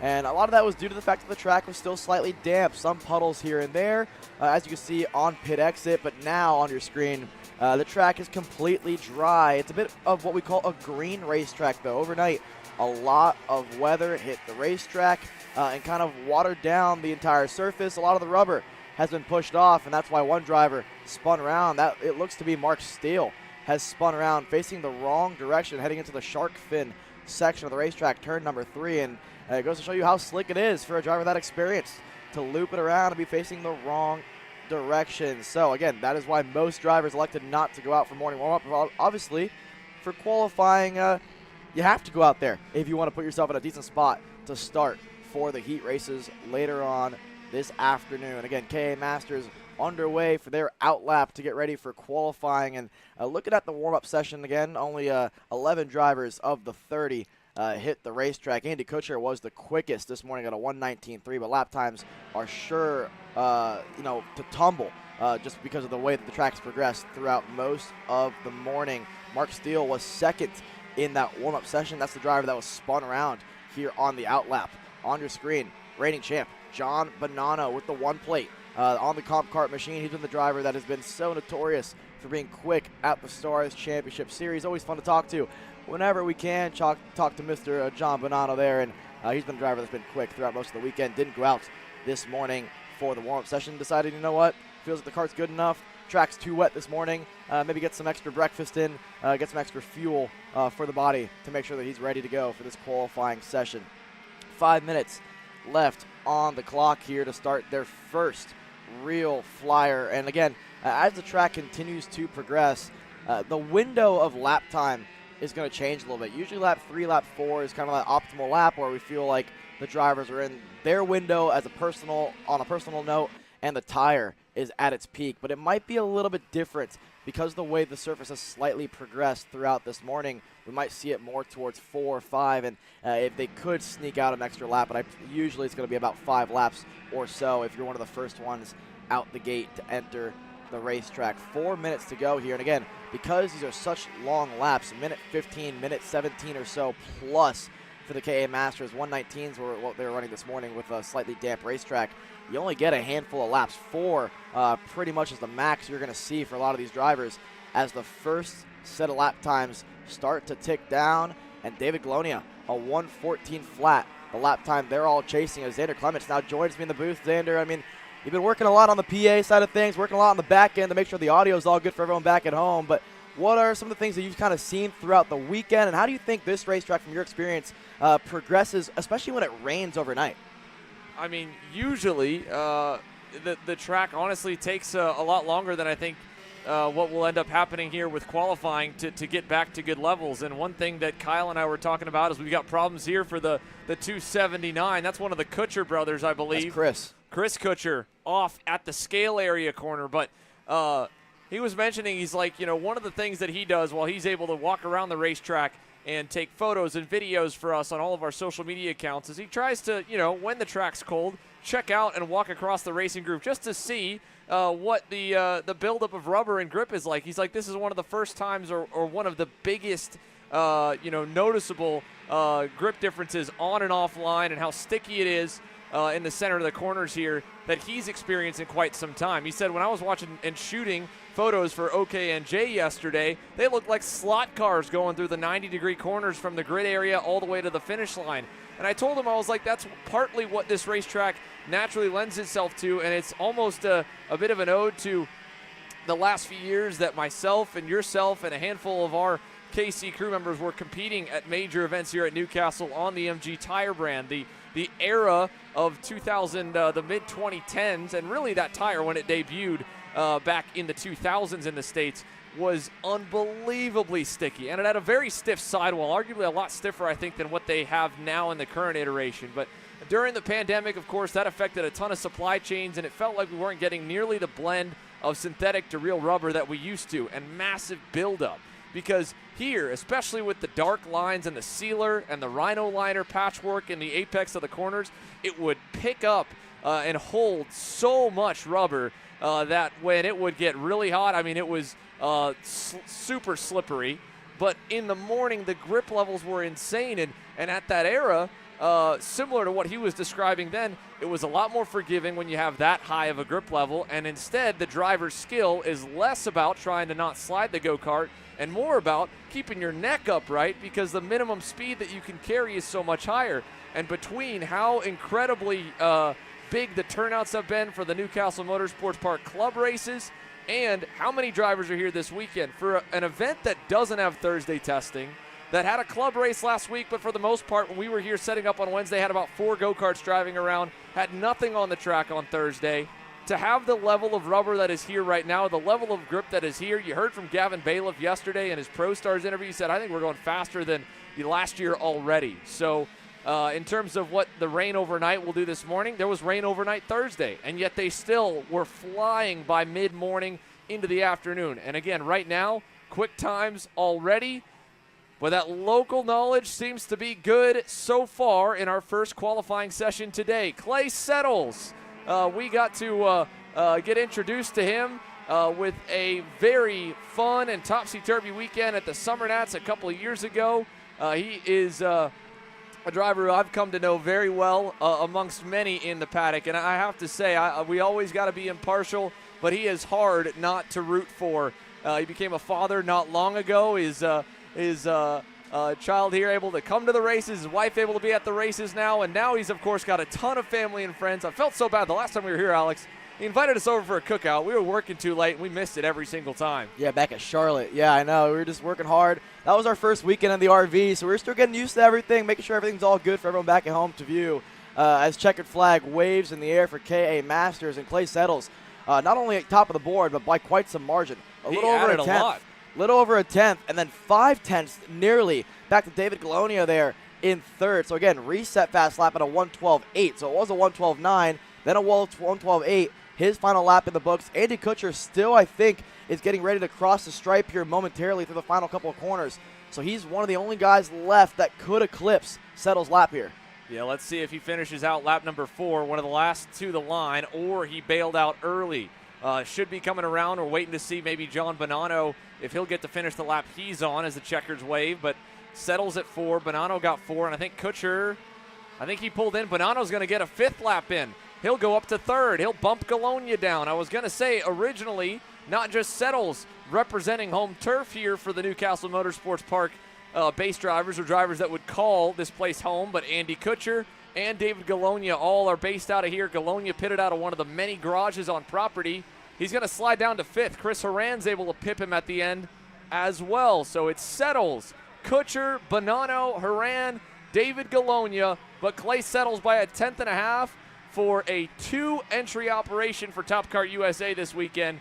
And already batting 1,000 to start. One more to try and go 2 for 2 on their only bullets in the gun at the King of the Castle. Bonanno, though, the reigning series champ, I don't know if he has finished a session outside of the top 3 going back to last summer. The consistency is why he's got that red number 1 plate, and a 3rd place result for the Northeastern-based driver is going to be a great place to fight from. And what an inverse it is for the Kutcher brothers. Andy Kutcher front row, Chris Kutcher with the problem, 0 laps turn. He'll start all the way at the back of the biggest KA Masters field in Stars Championship Series history, 29 drivers, and Clay Settles is top of the pylon in KA Masters.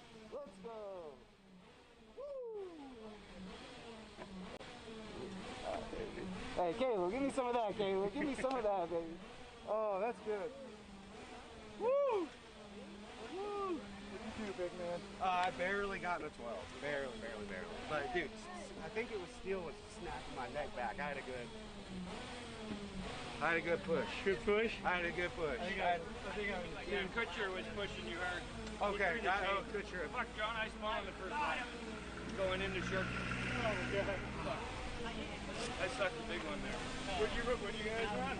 Gage died. Huh? Gage died. I was by myself. Whatever. I was by myself too.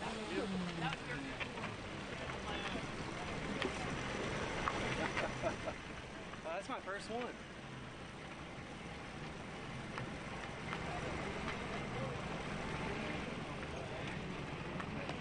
Old Faithful, baby.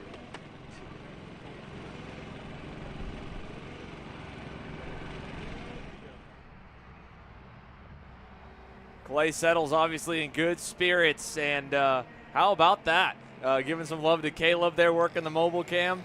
He'll have a great spot to fight from for both of the heat races later on today, but just like that, we're on to the next group. From the veterans to the rising superstars. Micro Swift, another healthy contingent in this class, and leading the field out is a fray 2x2, nearly 3x3. And I feel like they've learned too much from the juniors already, Alex, because, oh no, that is the 79 off and into the wayside there, one of the Paralyn machines. Yeah, that might have been Enzo Ramos there going off the racetrack. We'll have to see if we can get a name to that number. But again, this is all just games, right? I mean, anyone knows that the micro class, no matter what track we go to, the draft's important. But no more than this racetrack is the draft very important as Jack Katowski spins in front of the field and causes a couple more spinners further back. And Xander, you know this.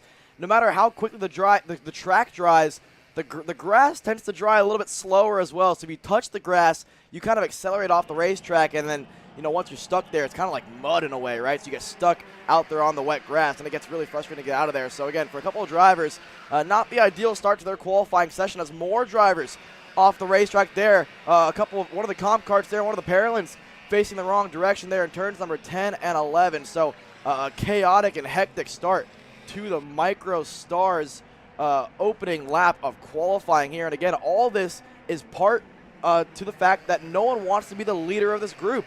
And at the end of the day, Xander, we're starting lap number 1 of qualifying, and no one really seems to know what they want out of this qualifying session, right? We're all beating and banging and bumping into each other. That's not how you set a fast lap time. Ideally, the nature of what I've seen throughout warm-ups and into qualifying from the pro guys yesterday is you want to be in a draft, but you want to have the lazy toe. You want to be the second or third kart in line, maybe even the fourth guy in line, and you want to start the lap a couple of kart lengths behind the guy, because if you start on their bumper, you mitigate the gain that you can actually have if you start further back and have a good lap and get a nice toe through the multiple straightaways that Newcastle offers. So again, a lot of this is just due to the fact that these micro kids, they all know what it takes to put it on pole, but because they all know what it takes to put it on pole, no one wants to actually be the leader of the group. Right, and all of that happening on the outlap is going to potentially cost them an overall lap in the session because it's off of time, right? So by going that slow, at minimum, the overall field might be 1 lap shy, but what it might end up turning out to be is that half the field gets a bonus lap that were trapped behind the pack, and this first group that decided to take the plunge and say, you know what, fine, let's get going, might get a bit of a reward for it. So you can see here at the front of the pack that I believe may be Grayson Knifick in the that's the 38 machine that leads this quartet out in front of the entire field. One of the Velocity Racing Sodis. Knifick actually listed as a number 40. He hasn't crossed the timing loop as of yet. That is going to be Caden Cladera. Austin Taylor there in the 24 for MPG Motorsports. Slate Harrell, this kid has been incredible to start the spring into the summer run, and of course at Charlotte Motor Speedway was just about unstoppable. That kid went from last to first in record time, and Ryan Perry Motorsport and Nitro Kart, they have absolutely found another superstar to follow in the footsteps of the likes of Thomas Annunziata, Brent Cruz, and an endless list that of course now includes a driver signed by Red Bull, Connor Zilisch, of course. But 3 minutes left, lots of time still to shuffle around. This lap's going to hurt for this trio here, Brody Stoffel, Lennox Lockhart, and Jack Katowski. Yeah, and again, Dutch Westbrook, I almost want to call him the master of qualifying because he's always in the right spot. We saw it at MCC for the Pro Tour. He puts himself in great positions there as the meatball flag comes out for the number 7 machine of Brody Allegretta there. So that's not what you want from qualifying because, again, that means you got to pull in. You got a mechanical issue. Your qualifying's done with 2.5 to go, so you're going to miss out on the money laps here in Micro Stars. But, again, I was talking about Dutch Westbrook. he's really good at putting himself in great positions. The kid's already quick, right? Captain America, we call him, because he has the shield on his helmet, a former IME Grands winner. Not that he's not quick already, but he's just so good at qualifying, puts himself in great positions. He understands that being the third, the fourth kart in line, being a couple kart lengths back is the quick way to go. And like you mentioned, not the fast way to go around this place is what we saw the previous lap. Katowski, Lockhart, and Stoffel going side by side through the corners. And again, it's great to watch. It's great practice for the heats later on, but you don't want to really put yourself in a position where you start further back than you really should have with the pace that they have had. But now it looks like these young kids have put their head down, found a window that they like, and with a minute and a half to go, you're going to get at least 2 more laps out of it.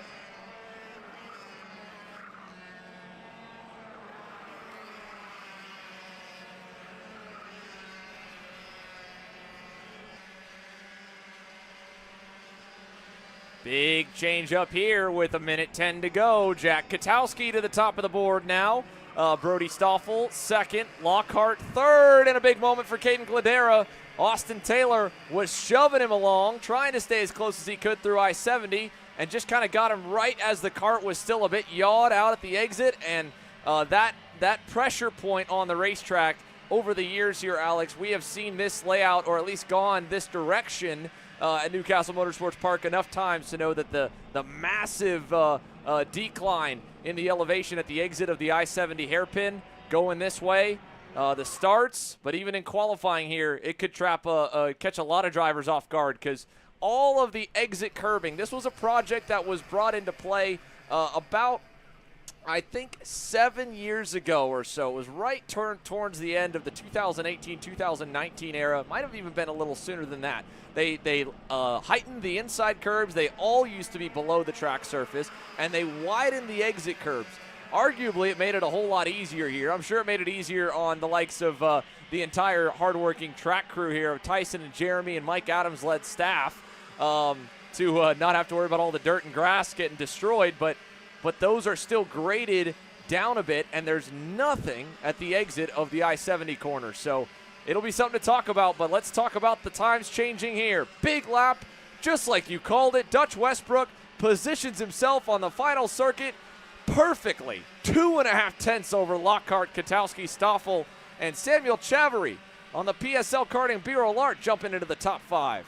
Well, it all comes down to what you were talking about earlier. I mean, I was watching the timer go down. They exited the final corner with 1 second left, just missed the bonus lap, lap number 5. And again, it all boils down to if they would have just stopped racing the first 2 laps, or maybe put their head down a little more, maybe didn't have that mistake out of turn number 2, you might have gotten that 5th lap if you're the likes of Lockhart, Katowski, Cladera, and others. But because they were too busy racing, you didn't get that 5th and final bonus lap.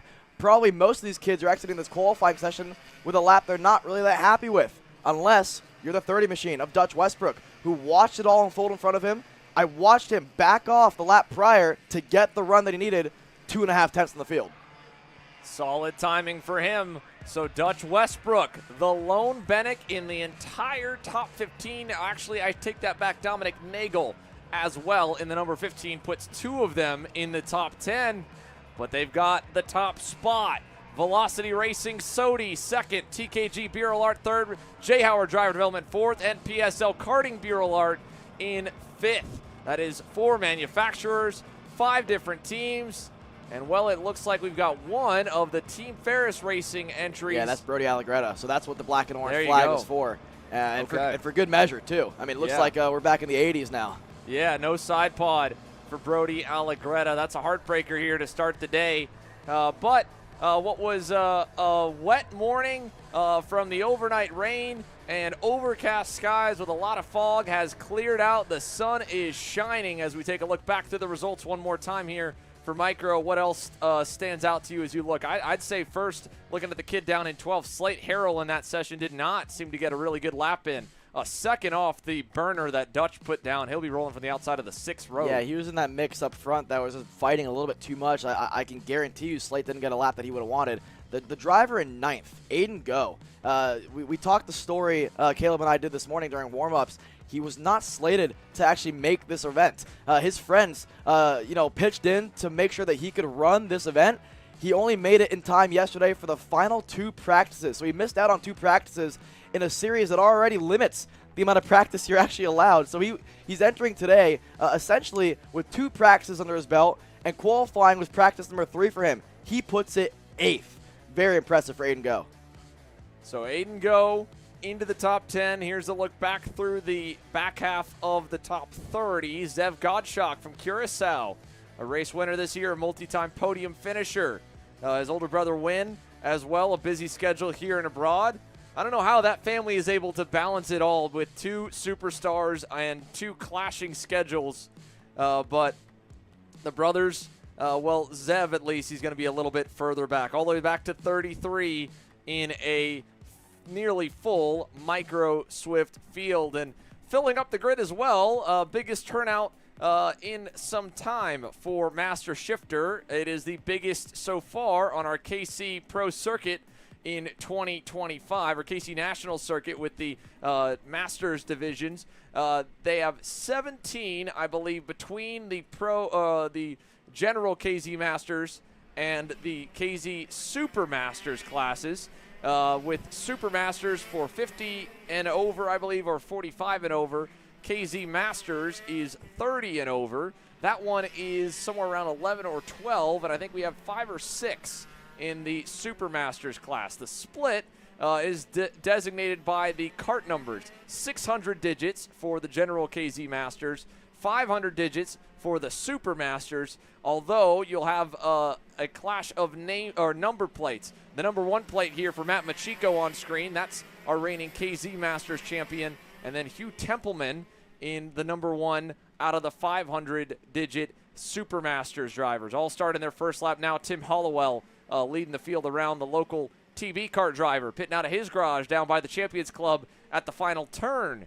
First onto the circuit as we follow Machiko, and another driver returning to the scene after a partial schedule in 2025 with the Star Series. Evan Batt with new colors this year, joining the likes of the Factory Fury GP Kart Motorsport camp.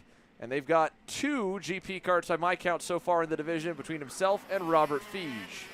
Yeah, and Evan Batt electing to go with the 604 number because he was 3rd in the championship, so he could have rocked the number 3 plate if he really wanted to, but the 604, like you said, new colors, the Factory Fury GP machine, and that's been a team that I love to just continue to highlight because they're not a huge operation, but they act like it, right? The pace has been there, not only in the master side of things, but on the pro side of things as well. I mean, whenever we have Eli Fox come around, Charlie Steins is quick as well, no matter what series he's been a part of. And we saw Charlie Steins first round of the Pro Tour get his maiden pro pole, right? So the Factory Fury machine we know can roll. The drivers are good, and they're getting better and better throughout the year. I mean, we had them on the Grid Talk podcast, and they said, listen, I mean, those are the only 2 guys that really work, whether it's Steins and Eli Fox and the rest of the crew as well, but they have a small operation. They have basically a couple easy ups, a nice trailer, but it's nowhere near the level of some of these other teams, but they don't need it. Right? I mean, the small operation, I love to see it because it's very rare at this point in the sports standard to see teams like that grow at a quick pace and be on par with the rest of these guys.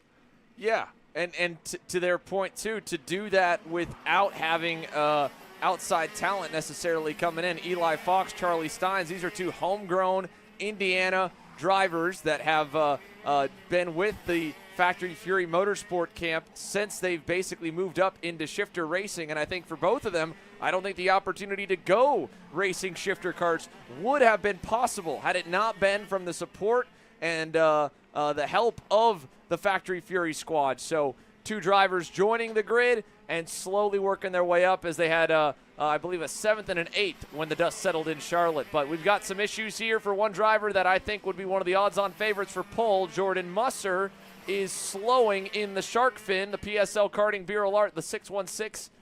You can see him trying to choke. Oh, the airbox is loose. The airbox has completely come off. Wow, and Matt Machiko as well off into the shark fin. Unbelievable drama for 2 drivers that we probably would have expected to be odds-on favorites, like you said, to be front row or towards the front end of the field. At least for Machiko's sake, he's put in a decent banker lap. Jordan Musser hasn't. So this is bad news for PSL and Burrell Art. Bad news for Magic Kart as well, but at least the lap time's all right for Machiko. Yeah, and right now, they're not even on top in the Super Masters class either. That honor, Morn Van Talk on the VTM Racing Team RS kart.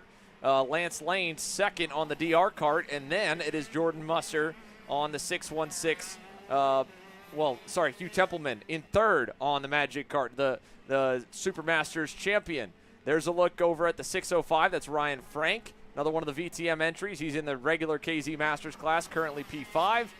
But Scott Presti, a busy year, and a busier year than any other driver on the grid in the Masters classes outside of Morn, as he's, of course, launched his own team and continued the development on the Croc Promotions chassis that has been another kind of smaller brand, similar to the GP Kart brand, that has had a foothold in the U.S., a small one, but a foothold nonetheless over the last few seasons. As we see another one off, that's Osley Cheek in the factory kart entry over in the green corner. So we've lost 3 before we've even gotten through to the final lap in Masters qualifying.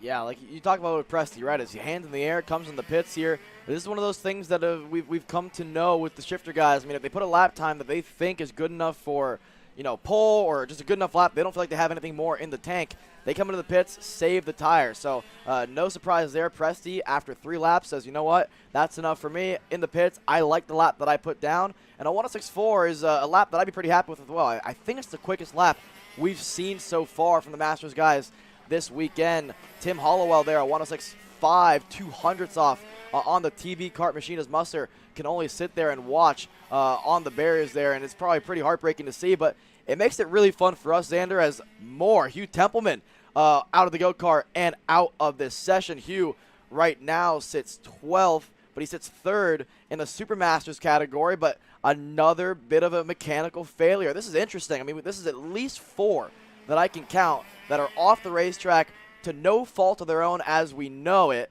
And again, just part of why warm-up is so important. Make sure everything stays on the go-kart. Some of these guys elected not to go out for warm-up because the track was still not to their liking. And when you do that, you risk having some mechanical issues. Who knows if Jordan Muster's issue could have been mitigated by just a little bit of a last-minute check, right? And again, when the airbox falls off, not a whole lot you can do. You can't just re-plop it on, right? Because most of those are hose clamped on, and you don't really have a tool at your disposal when you're on the racetrack to go out there and tighten the airbox. Checkered flag waves for our Masters and Super Masters qualifying, and most drivers are in the pits right now. Tim Hollowell is one of the only drivers to do 5 full laps. Consistent, I will give him that. 106.5 was his best lap. The last 2 laps he did a 106.6, but no one quicker than Scott Presti on board the Mad Croc Promotions chassis for Presti Racing. P1 for Scott Presti, Hollowell, Evan Batt, Matt Machico, Robert Feege, your top 5 drivers. Further back, Morn Von Talk, your quickest Super Masters driver, Lance Lane, Hugh Templeman, your top 3 in the Super Masters qualifying. But Scott Presti for Croc Promotions on pole here in Master Shifter.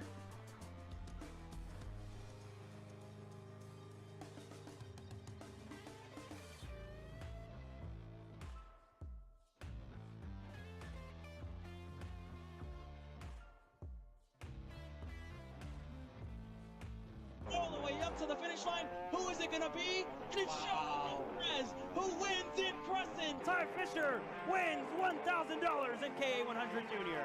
How about John Bird for TV Kart USA on home soil? They take the win in Amarillo. Amarillo Kart Complex is now the official distributor for TV Kart in the continental U.S. Become a dealer today. Champions aren't just born on the kart track. At SimShop, we deliver professional-grade simulators with the best performance-to-price ratio in the industry. Founded by racers who understand what you need, our SimMagic and Moza equipment is powerful enough for the pros, yet affordable for everyone. With unmatched customer support and a thriving community, we're your racing partner. Visit simshop.com today.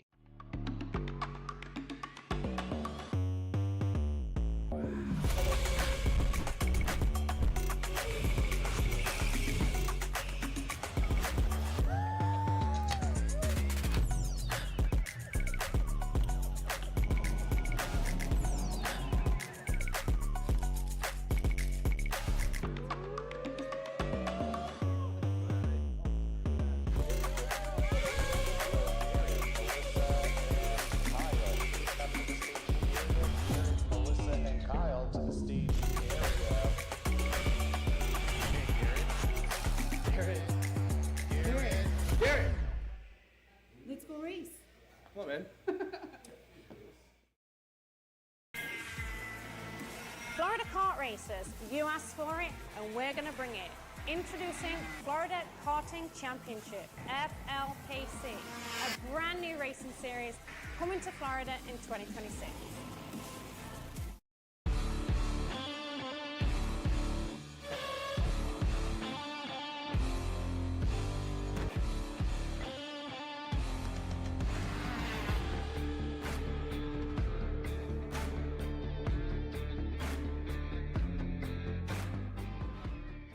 All the way up.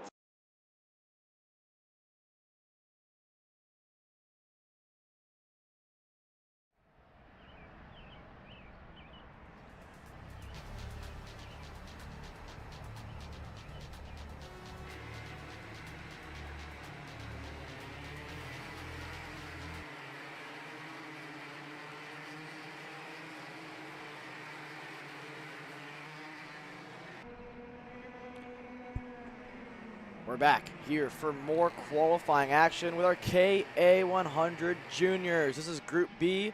There'll be two groups out onto the racetrack.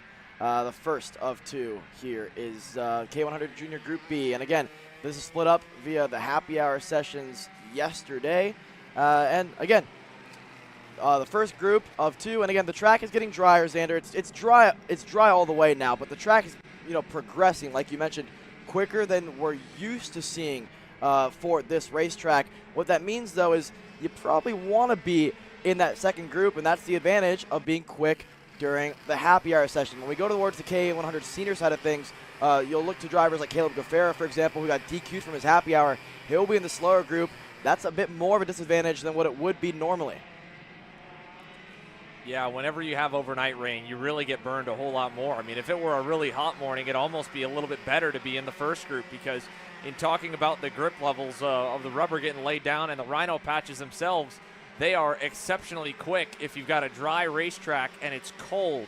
But the hotter they get, at a certain point, they start to become a little bit more slippery than sticky. And so, as we go down to the I-70 corner and the temps continue to climb on the track and the driver's tires, we'll start to see the field begin to spread. Not as much gamesmanship in this first group.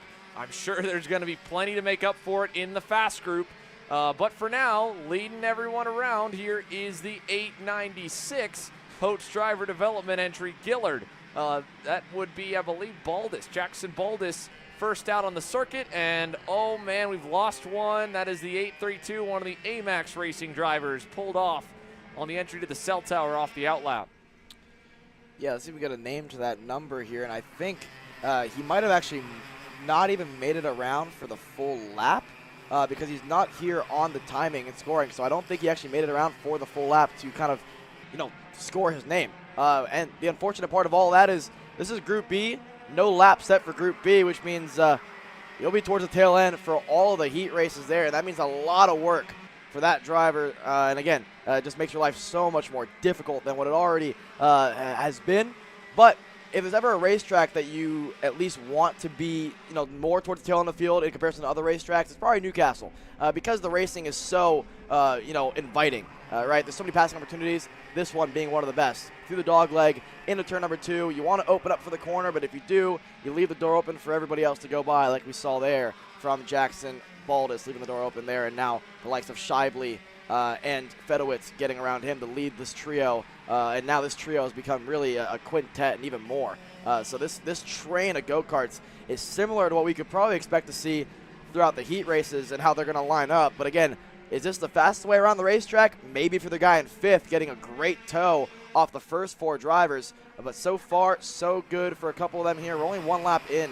AJ Stoner at a 1:13.6 heads the field right now. Elefante, Bristol, Borman, Kutcher, Johnson, your top 5. But this first 3 go-karts here, Luke Fedowitz, Jacob Scheibele, Isaac Payne. These 3 are working together very, very nicely right now. And there's Isaac Payne, the 4th driver in line, 877 machine.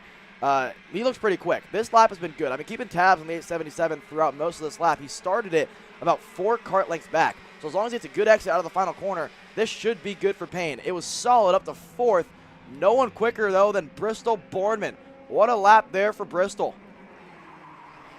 That's a big one to start, but it'll already get close there. Gaccione able to close on up, Cheesem into third. Homer Heyman there to fourth. Sam Tutwiler in fifth. He'll be easy to spot, usually in the black and yellow colored OTK. As there's some change in there. That's Luke Fedowitz dropping down to the back of the pack there in the 819 Kartworks Racing and Carblos Marinello USA combo entry. Yeah, and again, more and more racing here. Not ideal for qualifying. If I was coaching here, if I was a mechanic, I'd be on the fence line saying, let's calm it down. Let's get a lap that we're happy with right now because the karts look good. Clearly, the drivers feel confident enough to lead the train, but if you're racing too much, you know how much time you could lose very quickly around this racetrack and in a field so tightly packed. The top 8 within 0.3 of a second. It can mean numbers, right? Because again, when you split the groups into two, essentially you have to think of each position in qualifying as 2 positions, right? So you're actually, in theory, if you're down there in 8th, you're really 16th, right? So here we go. Getting ready to cross the stripe for lap number 3. Stoner goes to the top. Now it's Owen Gaccione going to the top of the board. A 1:12.7, 1:12.9 for Tutwiler. AJ Stoner down to third. Side by side with a move there on 2 laps to go. You could already see a bit of frustration out of the SLA kart racing driver that just slipped back of the 830. Not liking, that was Lucas Dreibel. Didn't enjoy getting passed back by the 809. Is that the 899 at Tutwiler on the Steel Motorsports machine? Indeed. So Sam Tutwiler, different to pick out this week with a new home and new colors for him, but a package that he's been used to in the CKNA majors and regionals. Impressive for Sam, too, because he actually had a mechanical in the morning warm-up session, only did about 2 laps. So, again, had most of the day yesterday to do some practice, but you never want to start the day on a bad note. And so when you have a mechanical, it kind of plagues your mind a little bit. You never know if it's going to happen in qualifying. You don't really get a decent enough read on what your chassis is going to be like here for qualifying. But for Sam, it looks good. And for a driver that has a lot of experience around this racetrack, not only in KA, but in 4-cycle like you mentioned, Xander, it's paying off for him. He's got a decent run out of the final corner. Is he too close to the bumper there? It might have cost him a bit of lap time. No improvements there. A little bit of an improvement for Sam Tutwiler, a 1:12.9 again. He maintains second. No one quicker, though, than Owen Gaccione. The 819 there, getting up and over the curbing into turn number 2. And that's Luke Fedowitz. Luke Fedowitz, by the way, he started this qualifying session as the second driver to leave the pit lane. Since then has been shuffled back and has yet to get a clean lap. He's down there in 25th at a 1:14.4. His last lap was a 1:16 flat. That's how much the draft, or the lack of draft, can actually play a factor.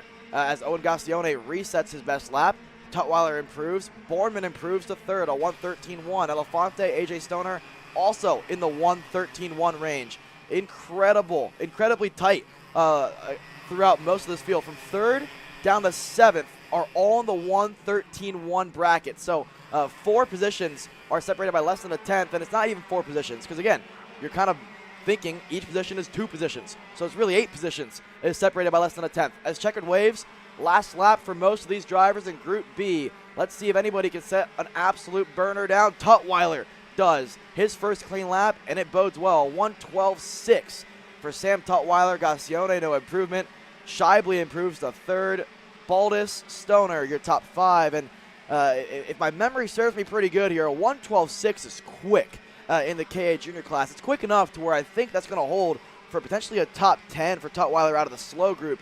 But who knows? The one unknown is how quickly this track will progress session to session. That'll be the thing that we have to learn rather quickly here.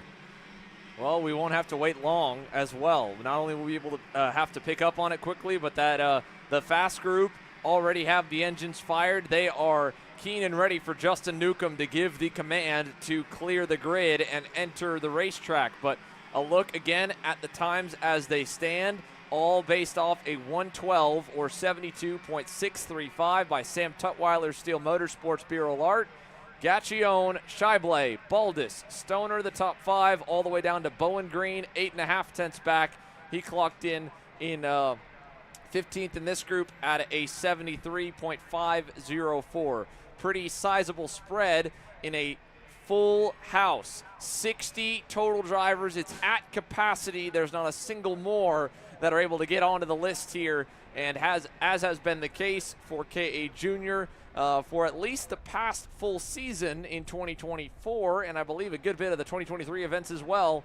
They will run split groups in the heat races, the odd-numbered qualifiers in Group A, the even-numbered qualifiers Group B. Your points over Heat 1 and 2 will then be combined to re-rack you into either the A pre-final, which means you got a guaranteed ticket to the big dance in the afternoon main event.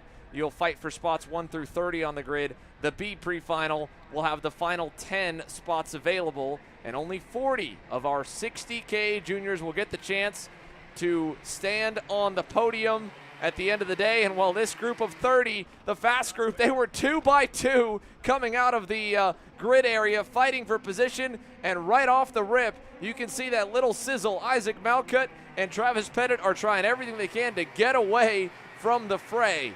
That might be the quickest I've seen drivers leave the pit lane there, and it's a risky one too, because you and I have both definitely seen drivers wall it out of the pits, hit the fence on the outside, hit the inside wall there, and cause a traffic jam. So it's pretty risky stuff, especially with how damp the exit of the pit lane is, but you could tell how important it is, at least how these kids feel mentally, to go out there and, you know, claim track position. It's so important. And if you're Isaac Malcutt, you're a driver that has loads of experience, whether in the cadet side of things in Briggs, on the junior side of things in Briggs for the CKNA Grand Nationals, and especially in KA100 Junior and into the X30 and OKN-J side of things as well. So Isaac Malcutt has pretty much driven anything under the sun for his young age around Newcastle Motorsports Park, and he elects to go out first. He's rolling out first because he was the quickest in happy hour. I wonder if he's going to try to maintain that, or if Pettit's going to get around him. I think if you're Pettit, you want to hold behind him. If you're Dupuis, you're probably in the best spot you could think of, and maybe even Kalen Berghofer is even a better spot. Again, though, for Isaac Malcutt and for Pettit, the benefit of the one way off, that is the 863. Is that Perkins? No, that is one of the Ryan Perry Motorsport entries. Cash moved up to the KA Stars class this year. That's my mistake there. The 863 off at the scale corner on the end of the outlap. Wait for him to cross the loop and ID that driver. That's Ben Gleberman. So Gleberman goes wide. Pettit, he didn't listen to you at all, Alex, right off the rip going around Isaac. But, again, part of the reason why you'd think that versus wanting to stay in the wake and the slipstream of the driver in front of you is this entire rest of the track is all comprised of mid-range to short-range straightaways and a lot of corners and brake zones. As you can see, the slow-mo action there of how wet the grass is just off on the outside of the corner. That was a hard hit. Yeah, a good tank slapper there against the double-stacked Scribners. Yeah, I mean, you got to be careful there. If you're Ben Gleberman, your next couple of corners, you're going to feel it out. You want to see if maybe you slightly bent the axle, maybe if you hit the front left. I didn't get a chance to really see if you hit the front left. These carts can pretty easily be bent out of alignment, and maybe a slight chassis adjustment as well needed after this one. But if he's lucky, he got away with nothing, because it's at least a side-to-side square enough hit to where he might have gotten away scot-free. But for Ben Gleberman, no matter what, the damage is already done track position-wise. He's going to be all on his lonesome for most of this qualifying session. Lap 1 in the books, and they're already quicker than what Sam Tutwiler did. A 1:12.4 for Kalen Berghofer. That's the driver that I said is probably in the best spot right now, because he's the fourth one to cross the stripe behind the top three of Pettit, Dupuis, and Malcutt in that front train. And here's a good look at the 814 machine, Kalen Berghofer. And again, just getting a really solid toe behind the first three drivers there. Pettit, P2 right now, so far that strategy is working. But again, Malcutt all over the rear bumper now of the Speed Constants machine. Don't be surprised to see Little Sizzle put in a pretty good lap throughout this next couple of laps here. And if you're Pettit, you probably want to back out of it here and not tow the rest of the field around. I think he can finish this lap, pull over on the end of the I-70 straightaway, and probably still have one more to go after that. They should get at least 3 more. They might get 4. This is the end of lap number 2. We'll get potentially, I don't know if they'll get in before to put 6 laps in. I think it'll be 5 for the front of the group for sure. Malcutt that time by. Good positioning, good run up to the back of Pettit. He'll go to the top. Pettit second. Tristan Murphy's not in this group. He's jumped to third. Then it's Berghofer in fourth and Nathan Dupuis in fifth, the 2 Nash drivers together. Then it's back to Nico Katowski and Asen Dramilev. They are 6th and 7th. They're the next 2 on track. And there is Tristan Murphy. How about this? All by himself to jump into the top 5. And talking about position, Alex, he might be in a really good one if he can close that gap to the next car in front. Yeah, slight mistake for the shark fin there, but again, that's part of what you're talking about with the level of grip being put down on this racetrack rather quickly. It's probably catching some drivers out middle of the corner, and you're getting those, that rear slide, maybe not enough grip in the rear, maybe too much grip in the rear for some of these drivers. But Murphy was one that we saw in the pro qualifying yesterday for OKN-J, looped it in turn number 10, still put it P10, but trying to start at least on a better foot today. He was the fastest this morning in warm-up. He put a 1:11.6 down here in KA Junior to top the board in morning warm-up. So we know the pace is there. This is not a surprise for Tristan Murphy, but like you said, by himself, maybe a bit of a small toe here off the 838 machine out of the final corner. This could be good for Tristan Murphy. As he crosses the line, no improvement. I think that small mistake out of the shark fin didn't help him all that much, but the start of this lap could be great as long as he doesn't catch up to the likes of Easton Kubinski in front of him too quickly. Kubinski's also catching up to, I believe, one of the younger Kutchers in the red speed just up the road. Behind them, there you had one of the comp kart machines that might have been Derek Wargo. And we also saw Nate Golseth just pop into frame. He's leading the next pack. That has the 865 LN kart right in tow, one of the BJR machines. So Golseth, a great qualifying effort a week and a half ago in Cincinnati. A rough go in both of the main events in the X30 Junior class. He was decent in KA Junior, but no different than here. It's going to be a pack fight of 10 or 15 drivers. Throw them in a lottery and pull a name out the hat, and that may be your winner on the day. It could be just about any one of them with how much talent is here and how much a big track like this keeps them all together. To the line this time, Pettit will leapfrog Malcutt. He'll go back up above as they start their final lap. Murphy will move himself back to third, and joining the top 5, 2 drivers that we would definitely expect to be there, John Antonino Jr. and Max Weiland, 4th and 5th here at the end of lap number 4. I wonder where they are on the racetrack and, the track position that they stand at the moment. Because right now, Pettit's proven me wrong. I thought Pettit would, lap 3, lap 4, pull over and maybe try to get the toe off of Malcutt. But at least those two, seemingly an unwritten, unspoken agreement. Maybe it was a spoken agreement. Who knows? But these two working very well together and just pulling away from the rest of the field. You see the likes of Kalen Berghofer falling off a little bit from the pace. Murphy right now, again, impressively doing his laps pretty much without the assistance of a toe in front or behind him. He actually passed Easton Kubinski last time around. There's John Antonino, and he's actually getting a toe off of Weiland, who's getting a great toe off the 3 in front of him. The problem for Weiland is he's got a half a lap to go, and he's stuck now behind that trio in front of him. So if you're John Antonino, you might have timed it to a T, maybe a little bit too soon, though, to close that gap to Weiland. And, yeah, he had to make a move. Hand in the air for John Antonino. Frustration there for him because he probably felt like this lap would have been good. Still going to be coming to the checkers, though. Regardless, we'll see anyone else that can jump up. Big lap out of Cole Medeiros. He's done. He'll go up into the 8th spot. But the back half of the field, I don't think will get their 5th lap in. Or maybe they will. Maybe the front guys will get 6. Here we go to the line for Antonino. Way back by himself. Can he go any better on the last time? No. Landon Boer, though, with a big lap just moments ago to jump the top 5 and jump between himself, or between Antonino and Weiland. And I think that should do it. Travis Pettit, he ended KA Junior on top last time he was on screen on the KC National Circuit. He'll stay there when he's on screen here for qualifying with Speed Concepts Racing and the Carlos Sainz machine. Malcutt 2nd, Murphy 3rd, 2 MPG machines there 4th and 5th. Magic in 6th. How about Oliver Nabert in the 856 machine to 7th. Cole Medeiros, Nico Katowski, Nathan Golseth, the top 10.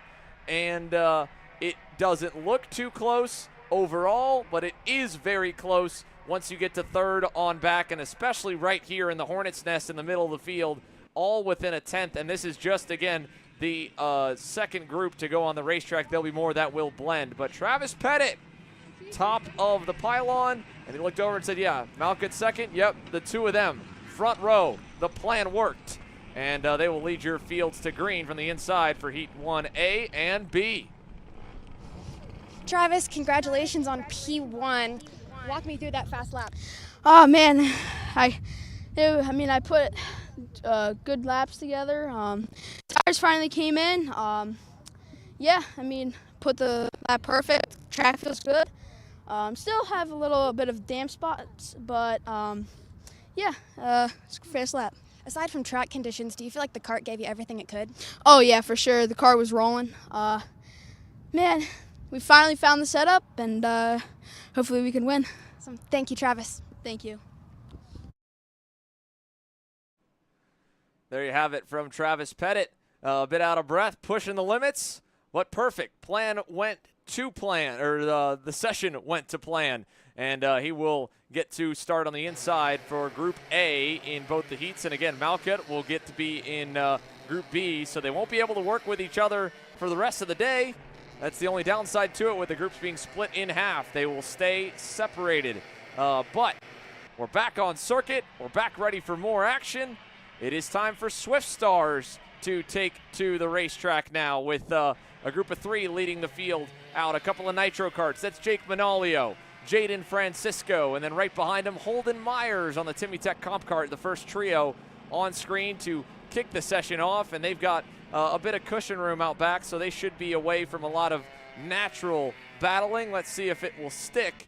It looks like one of the Bennick machines will be the next one up in the line, trying to close up to them. But first lap around, no gamesmanship, no different than KA Jr. They were on the gas coming right out of the grid area, Alex, hauling the mail through the access lane. Yeah, well, it's no surprise to see these two up front. I mean, they were the quickest in the warm-up. You saw Manalio and the likes of Francisco pushing together.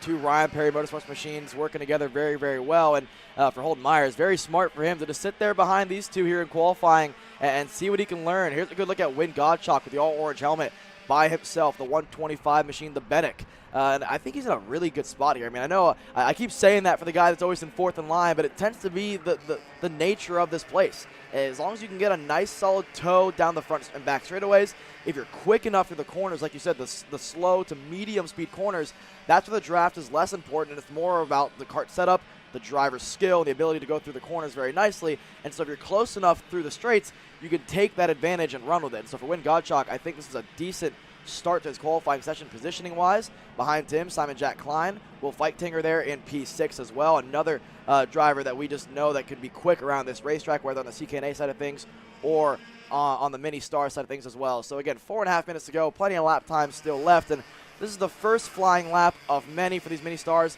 It'll continue to get better as the session goes on. Behind them, Orioli. And how about Cam Johnson, Xander? We got to shout him out. We said it this morning, but I want to say it one more time. Happy birthday to Cameron Johnson there. He brought us some KC cookies to our tent over here yesterday. And how awesome was that? Oh, man.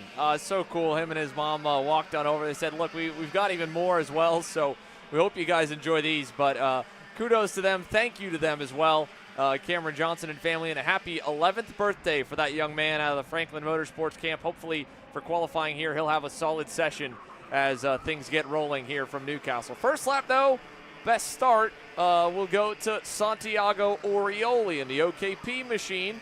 He'll be the quickest, and he's right now about 5th or 6th in line of that front kind of spread out group of karts, maybe around 8th or 9th in the pack. There's only 1 or 2 more lined up behind him. He's in a prime spot for the next lap, I believe, as well. Holden Myers second, Francisco and Manalio, that first trio, sit 2, 3, 4 to Hudson Howard back in the 5th spot. Yeah, so now Orioli got around Cameron Johnson here, and I think these two are in a pretty good spot now because they're getting a decent toe off the 2 in front of them. I believe that's Simon Jack Klein and Will Fightinger it is. So these two working together, and now it's kind of a quartet. These 4 drivers, if they play their cards right, could be in a decent spot. As Win Godchalk, I thought would be in a great spot, but unfortunately for Win, the pace is not there right now to get a decent enough draft off the top 3, but it's not bad. This will be interesting to see how it all plays out here. And again, a lot of the gamesmanship are things that for people back at home who may not understand like how important it actually is around this racetrack to play the game a little bit. And the game meaning the draft. It's so important. And the lower the horsepower, the more important it is. The faster the horsepower, when you get into the Pro Stars, the OKN Stars, it's a little bit less important. It's still going to be an important thing because, again, you can't deny physics and the way it all works. But at the end of the day, the lower the horsepower, the slower it is, the more important it is to get a decent toe. And for Cameron Johnson, he's proven me right. He's got a double toe behind Simon Jack Klein and Orioli, and he tops the board, a 1:15.7 with 2.5 minutes left. Plenty of time here as these three, the three that left the pits first, have just hooked bumpers and haven't looked back. Holden Myers, Jaden Francisco, Jake Manalio. They sit second, third, and fourth. Cameron Johnson now is kind of matching the technique as the top three are using. As Orioli wants to go down the inside of Simon Jack Klein, Cam Johnson says, you know what, I'll follow you through. You're the guy that's helped me get my best lap. Let's continue this strategy. It seems to be working. If you're Simon Jack Klein, by the way, you probably like that. You probably prefer to be passed here because now you're going to be the one getting the benefit of the drafts. Yeah, it's not a bad place to be. It's okay to take a deep breath and say, well, if they're getting by me at this point in the session, they're probably, at least right now, a little bit better. Maybe I can have my tires come in late. Maybe I'm not feeling comfortable yet. Maybe I missed a mark or two, but having a car in front as my meter could help, and that might set him up for a good final lap. But changing at the front, Jaden Francisco, Jake Manalio, Holden Myers, all at the 75.6s there, able to go a good bit better than everyone else, a full 10th ahead. Then it's Cameron Johnson, Wynn Gottschalk into the top 5 now, both the brothers here this weekend from Curacao. And then it's Orioli, DeGennaro, Macha, Paxton Romero, Dominic Gaddis. Watching now, Maxwell Macha and DeGennaro, the two Paralins, are all by themselves to try and punch a good lap in. Some teamwork here, less gamesmanship, more coordination. It's going to give us a really closely knit top 10, I think. And the question will be, how many of these packs, tandems, and trios will get a chance to put a 5th lap on the board, or will they get cut short here at the end of lap 4? 40 seconds and counting down where we're following here now. Danny O'Gara's on screen in the 67 MPG car, leading a pack of 4. They should be fine. This pack should be as well, as Wynn Gottschalk loses 2 spots, dropping in behind Johnson. They'll make it to the line, and now that's going to set up really nice here. Look at this. Yeah, Maxwell Macha has been on a great run throughout most of this lap. Has a great toe off of Will Feichtinger. This should be good. It is. DeGennaro to the top, Macha to 5th. So now, starting the final lap here, Macha, if he can get around Will into the brake zone, could into turn number 2. That's going to hold up the start of his final lap. But what a great run for Enzo DeGennaro, getting the toe off of Macha, who was getting the toe off of the MPG machine.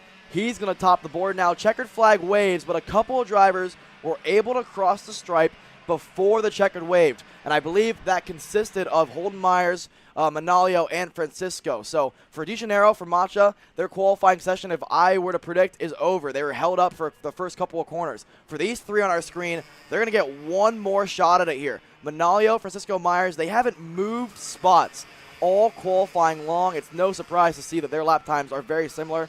Few more corners to go for these three to try to eclipse the Paralin.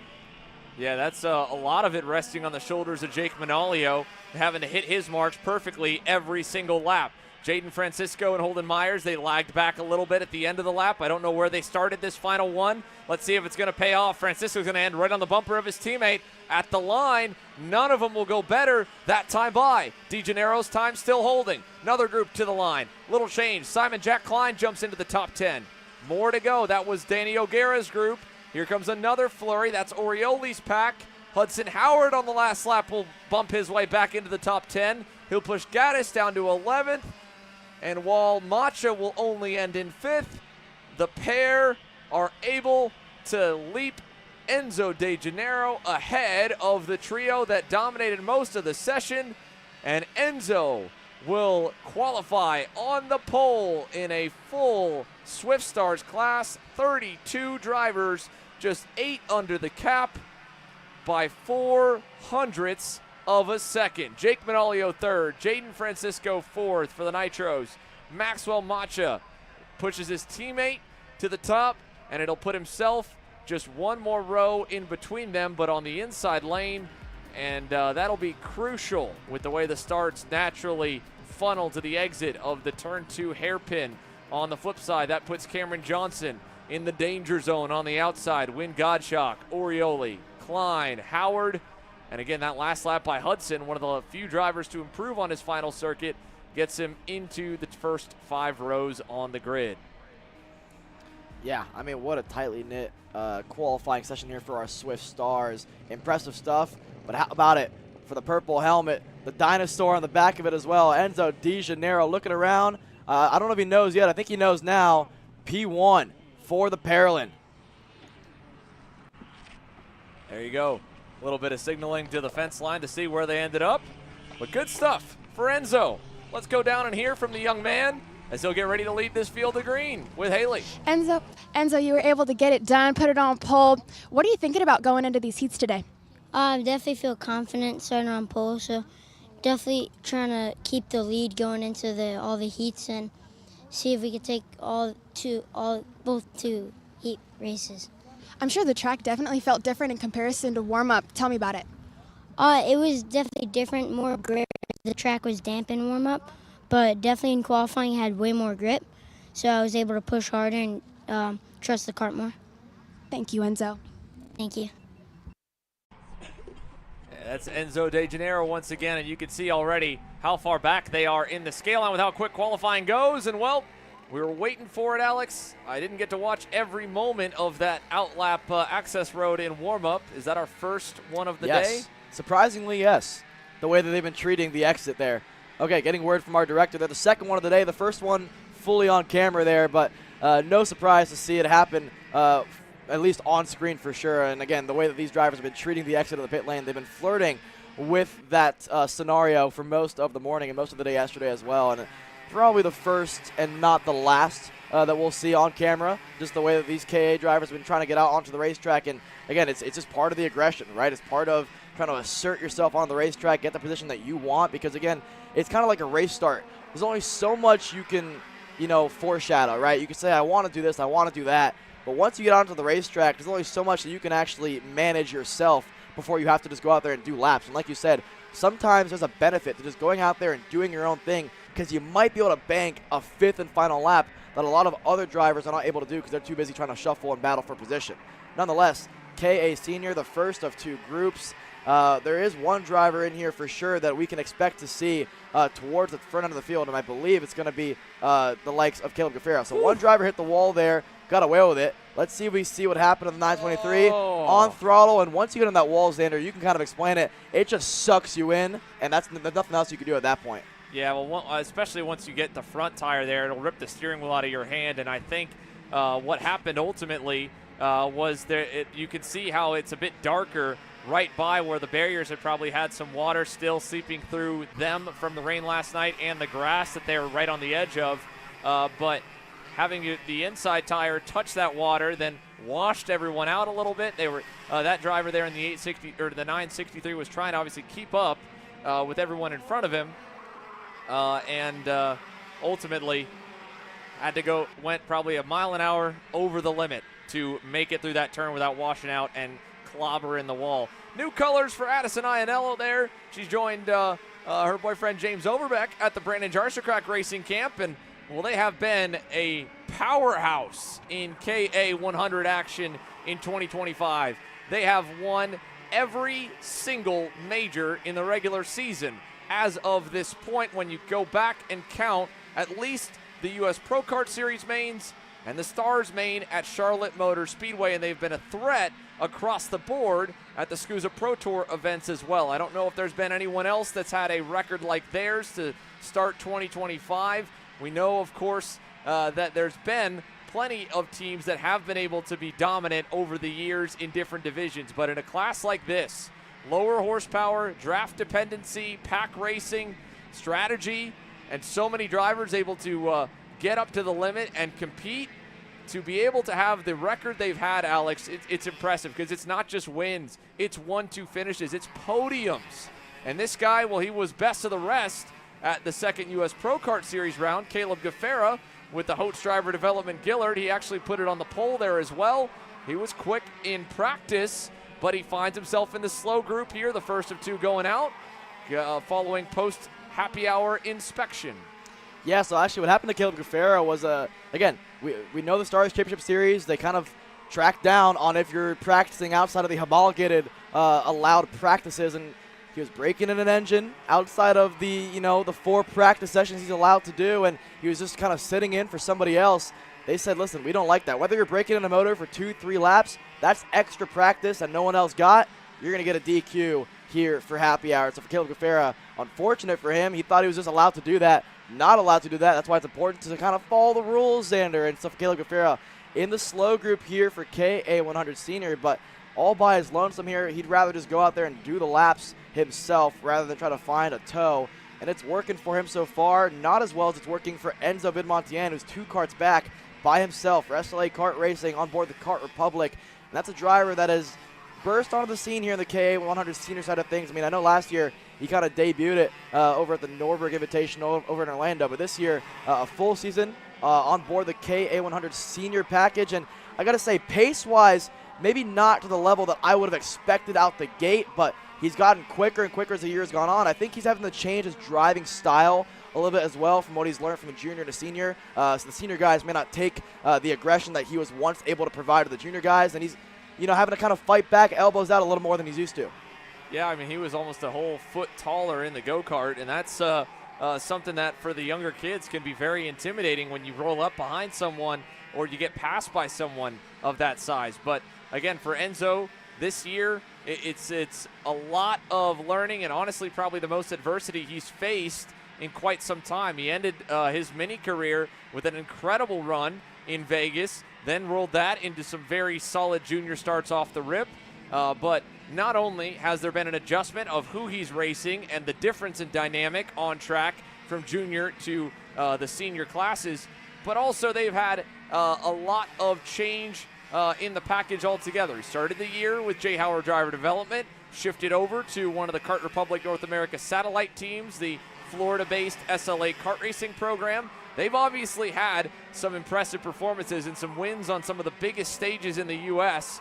amongst many different classes, so they know what they're doing. Sebastian and Santiago Ardizon, the father-son duo, they know how to get a go-kart quick, but they have still had just some moments there for Enzo, whether it be a mechanical issue out of their control or other variables and factors that have hindered his ability to stay at the front from qualifying through to the end of a race weekend. Hopefully this weekend could potentially turn the tides as we are on weekend number 2 of our KC National Circuit Midwest Summer Stretch. And you saw him there just make a quick move past, I believe that might have been Isabella Simpson, but sadly, again, seeing Enzo this early in the day is not ideal. He's no different than Caleb Gaffera, having to come from the slow group. And Gaffera, with a good lap there on the last time by the loop, a 71.15 has him 4.5 tenths clear. Checkers are out now. I don't know where it fell exactly of who will get 5. Let's see who goes to the pit lane. Gaffera in, the driver in front of him in as well. Looked like it might have been one of the AEM machines. There you see Henry Wheeler. No, that's the 902 BJR entry of Brock Knowles.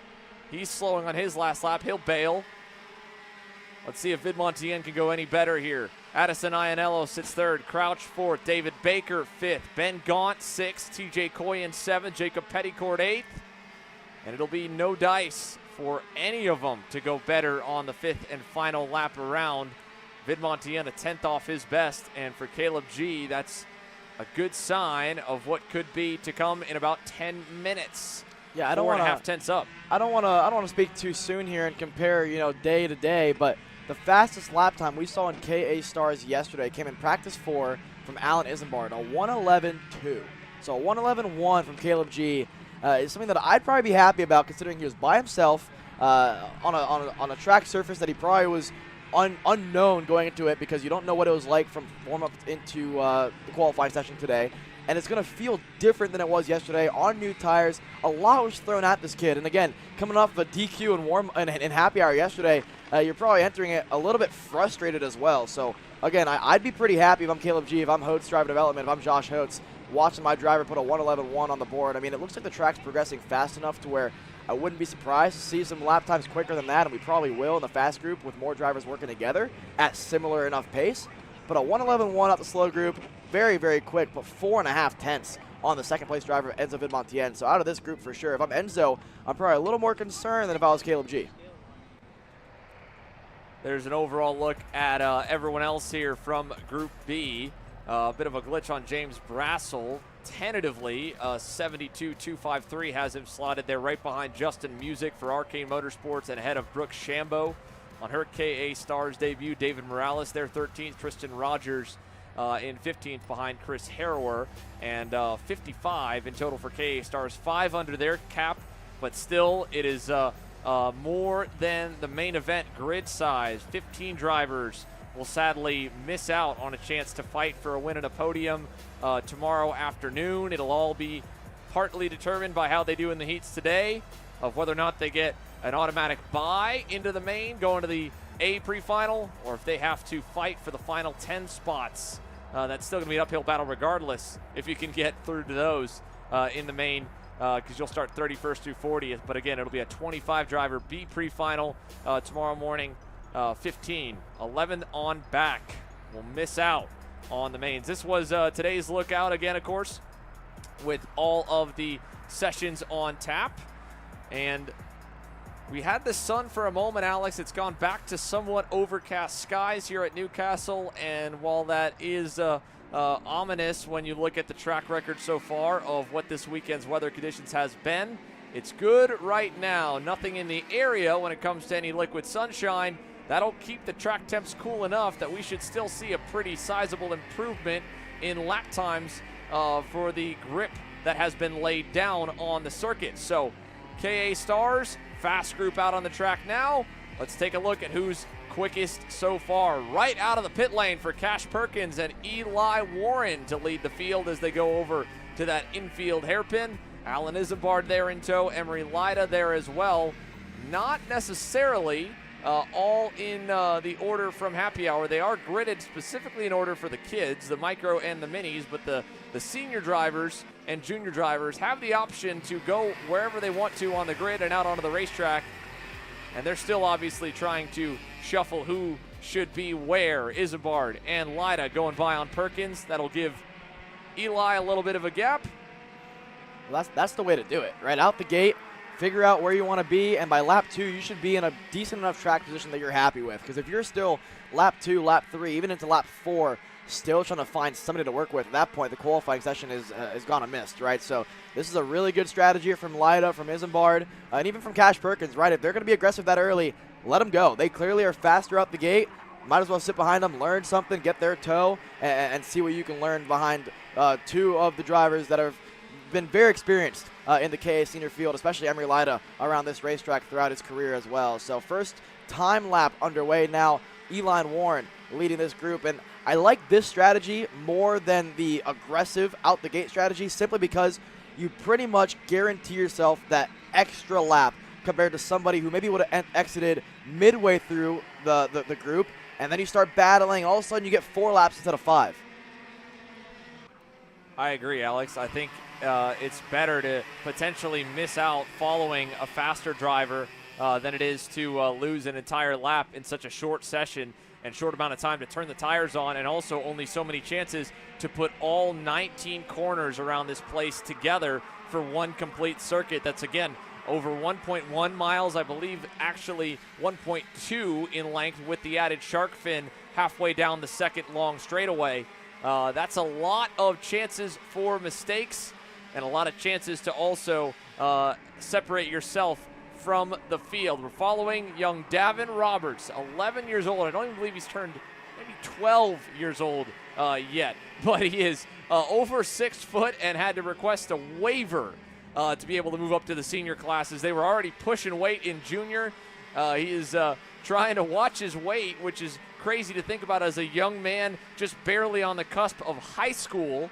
But for Davin, well, there wasn't much of a choice when you have a growth spurt like that. Now, last month's winner, Jared Clark, with a moment coming out of the pit lane on the BJR LN kart.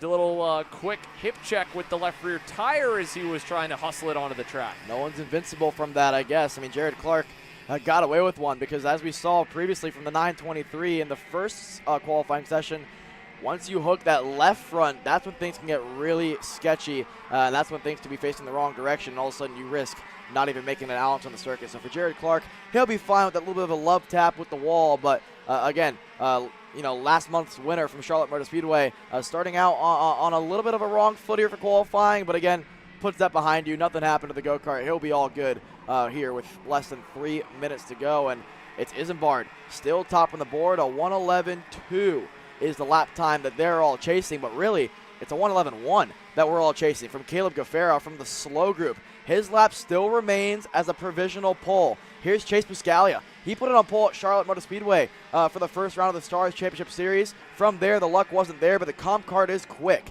And how about it? He goes to P2. The driver behind him goes P1 on board the OKN Motorsports machine on the OTK chassis. Peyton Phillips, a 111.172. Just slower than Caleb G's 111.1. So there's 3 111.1s now to top the board in KA Senior. They were all shuffling Sawyer Roussel backwards there. He got smart, bailed out of line, dropped in behind Phillips and Colin Lloyd's Velocity Racing Sodi. So it's Oliver Hodgson leading his teammate and newest Hodgson driver development protege in Chase Buscaglia of this 4-pack with Roussel just a bit ways down the road. You guys mentioned during the warm-up Colin Lloyd finally feeling like he's really at a good comfort level on that orange and black Sodi kart. New colors, new home for him after an impressive opening weekend at the Winter Series, opening really stint for the Winter Series with Speed Concepts Racing, and the opportunity came to join the Orlando-based Velocity Racing squad. He right now is in a great position to try and put them in the conversation for pole, following one of the most decorated drivers to come out of the United Kingdom in the last 2 decades, Oliver Hodgson. But they still have yet to beat that first pack. Alan Isambard a little better on the next lap by here. He goes to the top. Phillips, Buscaglia, then Eli Warren, who's been by himself for most of the session, leading Alan around. I wonder if those two have gotten together. And then Cash Perkins, he's still holding strong at 6th over Hodgson. Then Cole Wilson, Mateo Rubio Luengo on his first Stars Championship Series start in 2025 with the PJR crew. And then Roberts there in 10th, 50 seconds to go. Yeah, I like the positioning that Colin Lloyd has found himself in. I think Lloyd and Phillips right now have the best chance of eclipsing Isambard's lap. But a 111 flat now, that is genuinely provisional pole. Behind him, it's going to be Caleb Gafera with a little bit better 111.1 than Phillips. Buscaglia also at a 111.1. 30 seconds left. So like we mentioned earlier, the drivers who exited the pits early on are going to get that 5th and final lap. If you're in the middle of the racetrack right now, that mid-pack, you're not going to see the 5th and final lap. The checker will most likely come out before you can cross the stripe here. Let's see if this lap is good enough for Lloyd. It was better. He goes to 3rd. Colin Lloyd a 111.179. Phillips doesn't improve. No one else improves in the top 5 except for Hodgson, who actually is by himself leading this trio on our screen of Phillips, Lloyd, and Buscaglia. So Hodgson doing the 111.2 by himself. He's the reigning King of the Castle champ. We know he loves this racetrack. He's quick around here. He's elected to go by himself. I don't know if it's by design or it's just one of those situations where he's just pulled away from the group behind him. On your screen, bottom right of the corner of your screen, Alan Isambard pulled in the pits. He said, you know what? Lap time's good enough. But now you can see him eagerly looking on to make sure no one can top his 111 flat. Yeah, he continues to watch now. Checkers should be in the air this time by. That means this will be the last group. You can see Hodgson coming in. Looks like only a handful more will go. That's Roberts across the line. Nothing there. Still nothing for anyone else yet. Alan Isambard holding his hands on his head, hoping that this time will stick and that he was right to pull on in early. 800ths to the good. Final few carts to cross the line. Will anyone else go better? Here comes a big pack. That was Carson Sauter leading a trio. Drew James will take MPG into the top 10. Phillips on the final lap gets it done. Peyton Phillips to the top by 16 thousandths of a second. And you can see the instant reaction there from the scale line. Alan Isambard, P2. So close. Colin Lloyd working together with Peyton. Sandwiches the Rocket Racing Company driver on that final lap around. Less than a quarter of a tenth of a second for the top 3 in KA Stars. And how about the lap and qualifying performance for Chase Buscaglia off the toe of his teammate for Macron Motorsports? 4th. I believe that would be a career high starting position for that young man in this class. Yeah, Buscaglia 4th, Warren 5th, Hodgson 6th, but it's actually going to be 5th, 6th, 7th because Caleb G is going to find himself in that 4th spot out of the slow group. His 111.1, good enough for 4th. So Caleb Gafera, great damage limitation there for a driver that was DQ'd after happy hour yesterday and forced himself into the slow group. But how close is this? The top 15 down to Anthony Rivera within less than half a second further back. So we saw a 111 5, I think, from Enzo Vidmontien out of the slow group. So that'll put him somewhere between 15th and 20th between Tony Rivera and Emery Lida down there in 20th. 21st, sorry, Sam Mavruski, your top 20. Here's the rest of the 28 drivers we saw out there on the racetrack, down to Sawyer Roussel. Peyton Phillips, top of the heap. Good work there with Colin Lloyd as he gets ready to roll through the scales. We'll be getting ready to go down to Haley in the area and hearing from our top qualifier. Peyton, you were able to get it done last second. Tell me about it. No, it's nice. We've been fast the whole weekend. Thanks to Colin for being smart that whole session. We could get the laps together, just either I would make a mistake or someone in front would. So, no, it's nice to put it on pole again. Yeah, go ahead. Tell me about how you were feeling going into this warm-up. Were you confident? I was quite confident. You know, we were in the first group, so of course track's a little bit worse in the second group, but in the warm-up we were fast. I knew with the new tire it was going to be really fast. Not expecting to put a P1, but it's a good way to start the day. Awesome. Thank you, Peyton. Thank you. Indeed, great way to start the day for Peyton Phillips and Arcane Motorsports. Drove all the way up here out of the Dallas-Fort Worth area with a U-Haul trailer this weekend, and they are looking good in this 55 driver field with one of their 2 senior entries starting at the pointy end of the grid. Justin Music, on the other hand, he'll have a little bit of work to do, unfortunately. He was 10th in the first group, and he'll slide somewhere in the middle. But now we begin the warm-ups here with a great view overhead of the Newcastle Motorsports Park, this 1.2-mile, 19-turn layout. And the first time that the Pro Show classes presented by Mazda Motorsports will get to hit the racetrack here today. They had to sit on the sidelines and get a later start in the morning. They'll have this practice session as qualifying for them ran yesterday afternoon. They'll have 2 motos later on in the day to set their grid for tomorrow's main events. OKN-J on track now as we follow John Antonino Jr. around the circuit here. Yeah, Antonino Jr., he was the driver that provisionally won the first round of the Stars Championship Series over at Charlotte Motor Speedway, and we get to actually ride on board of them. What a great angle we have here. You get a good view at the shoulder of John Antonino as well, but again, just shows you how bumpy the circuit can be. It's pretty smooth, but again, shows you the little bumps that you'll feel, the little nuances around this racetrack. And Xander, why don't we walk him through a bit of a lap around Newcastle Motorsports Park?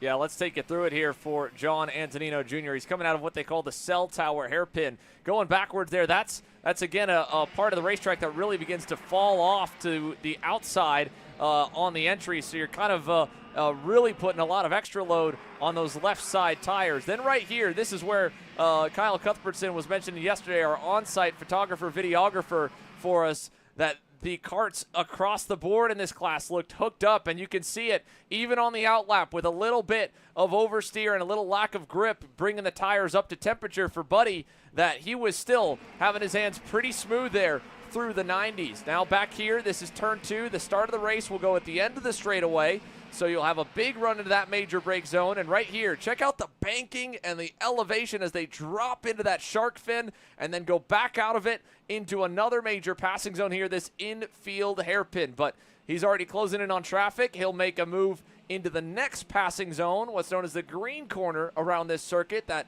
infield hairpin. You crest the hill, then drop into the brake zone, and then climb back up the hill towards that final sector of the racetrack here where we picked him up, that cell tower corner. So John Antonino Jr. on the 193 MPG Kart Republic. A huge thanks to them for letting us get a nice seat and a good view as he begins his first lap at speed here in warm-up. We'll see how he ends up compared to everyone else on that first lap around. Time's coming in with Nathan Dupuis setting the benchmark at the top by 2,000s over Travis Pettit. And on his first lap, all by himself, 14th for Antonino, who was quick in qualifying yesterday. Yeah, Kart looks pretty balanced there. I think a lot of the lap time that we saw on the opening flyer there for Antonino was held up through Showcase Corner there, and I think it'll be a lot better this time around as we get to see a view of a lot more of this growing OKN junior field. It's so cool to see a class that had, at some points last year, single-digit entries, now above 20 It's always great to see the class continue to grow here, and drivers doing double duty, doing the KA, doing the OKN-J. It's more work for these young kids, but again, making it a pro class now, it's obviously more enticing for these young kids now because they want to be considered pros, and we treat them like the pros. And this OKN-J class provides enough action to definitely warrant the pro name to the title as well. So again, a little over 2 minutes, 2.5 minutes left in this warm-up session as a couple of drivers making mistakes early on, but topping the board now. Here's your first real indicator of what the speed will look like, and Malquit tops the board. No surprise there to see Little Sizzle topping the board. We saw him go P2 in KA 100 Junior, P1 so far in the warm-up, and Pettit P2. So the same two drivers that topped KA Junior right now topping the board in the warm-up. Tyrone Kemper trying to move there on Nathan Dupuis. Not going to happen, and that corner will probably be more critical to make passes in, along with maybe this cell tower hairpin, than, say, the end of the front stretch going into turn number 2, because unlike the KA 100cc classes that have no rev limiter and will sometimes punch as high as 17,000 and above revolutions per minute RPMs there, this class, an RPM limit at 15,000. So they will only get up to that number, and then the motor will kick over with the rev limiter and start bouncing, or is known based on what it sounds like, the chip. And that, at the end of the long straightaways, they will be hitting quite a bit. They'll even probably kiss it going into the infield scoreboard hairpin back on the other direction, exiting the shark fin. But you'll hear them here starting to have almost a clicking sound as they crest that hill before they get onto the brakes, because they've basically run out of the rev range and are kind of in lockstep. So whereas in the 100cc unrestricted or no limit rev limiter classes, they'll keep pulling. The draft will continue to pull them closer to the car in front. But if you're out at the end, you start bouncing that limiter, you're not going to get anything more. So a minute plus the last lap to the checkers. I think we'll get maybe 2 more laps at speed here for this group with Travis Pettit and Isaac Malcutt on screen. Yeah, and again, I think to your point there, just watching the attitude of the go-karts between Pettit and Malquit into turn number 2 after the dog leg on the front straightaway, Malquit didn't really get much of a run on Pettit because you're hitting the chip before the dog leg in this OKN-J class. So like you mentioned, entering showcase, entering the green corner even, where you go downhill and slightly off camber, and then especially cell tower where you have to open up to get a good enough run out of it, it could really be inviting for a lot of these drivers to make moves down the inside where you're still not on the chip yet and you're at least getting forward progress. Here the draft is still enough of a factor. Hit the dog leg. Malquit's got a good enough run down the inside and through on Pettit, but he started that straightaway just about a kart length back and barely made the move into turn number 2 into the brake zone. So that kind of gives you an idea of what the target is, what the benchmark is to make a move down towards turn number 2 after that long front straightaway. Last times will come in now here as the checkers go, and you can see a good chunk of the field are in the far side of the circuit that are following along. Let's see if anything else changes. Sebastian Rist into 3rd, Indy Anderson to 4th. There's a look by Rist trying to go by that's the 143 of Troy Ferguson. Not going to happen. He'll stay behind to finish the lap out. It will keep him back in 5th. No improvement. Royce Vega, big lap for Royce in the 181. Bennick, P4 for him. Max Weiland 3rd. Pettit 2nd. Isaac Malcutt still on top. It will potentially end that way with the final few coming across. There's Malcutt on the last lap. He'll improve again. 68.496. A good chunk faster than the KA Junior times by about maybe 5 or 7 seconds here around Newcastle. Yeah, but Malquit, Pettit, P2, P1, Weiland, and Royce Vega, the driver that I was most impressed by yesterday on the OKN-J Pro qualifying session for a driver that made his debut on the 125cc chassis over at MCC for the Pro Tour on board the Rawlinson Performance Group Cosmic. Now his first ever time on an OKN-J package. Frankie Mossman is coached this weekend as he's on board the Jay Howard Development Program on board the Kart Republic. Again, that's Harley Keeble making his debut on the USF Junior side of things. They had to get a new coach, and it's nobody new to the team. Frankie Mossman on board that crew this time around, and clearly it's working for Royce Vega, a driver that's super impressive on debut here in OKN-J. Puts it 4th, Antonino 5th. But now on your screen as the rest of the drivers populate through on the OKN-J results, warm-up about to get underway for OKN Stars. Here's a good look at Finnegan Bailiff, a driver that's been pretty quick throughout most of the weekend so far. I believe he put it inside the top 7 or so yesterday during the qualifying session for TKG and Burrell Art, and it's been working out for them. Here's Blake Nash on board the Nash Motorsports EOS machine, and he put it 4th in qualifying yesterday. Missed it a little bit. He said, listen, the kart feels good. Probably just need a little bit more of a tow, a little bit more lap time here on board the OKN package, but no one knew to the direct package side of things. He ran okay a lot last year for the Tony Kart official team overseas. Here's a good look at Aiden Fox, the Fox and Sons machine. Former king of the castle himself, Aiden Fox, and the Fox and Son karting LN kart. The number 13 is looking to try and become one of the first 2-time kings or queens, with plenty of female superstars on the grid, including Annie Rule in Pro Stars. She was close to becoming queen of the castle not long ago. And, well, this one a bit of a different angle from the back of Austin Olds on the MPG Motorsports OKN Pro package. Check out this low angle here right behind, and you can see how much the vibration is shocking a little bit on the quality, but a great look back at James Overbeck, who is running in right behind him as they head out of the pit lane. Yeah, Austin Olds, the driver that put it on pole yesterday for MPG, and he had to do it twice because the first time around yesterday for qualifying in OKN Stars, a bit of an issue timing-wise. The drivers had to go out and do it again. So like Caleb said in the interview with Paulie Massimino, a bit of a mulligan for all my golfers out there watching along. And Austin Olds, we think, was fast enough in that first qualifying that it would have been good enough for pole, but he proved it to us the second go-around on older tires. The MPG machine was quick, and quick by a lot. He put it by over 2/10 on the rest of the field. And here's a good look at the number 50, Austin Olds. He's been super quick all weekend long, and we actually got a chance to talk to him throughout the middle portion of the day yesterday, and he said, listen, it would mean a lot to win at my home track, not only for myself, but to do it in front of my parents. Us drivers, Xander, know how cool it is to win, not only for yourself, but again, when your parents are watching along, it means that little bit more.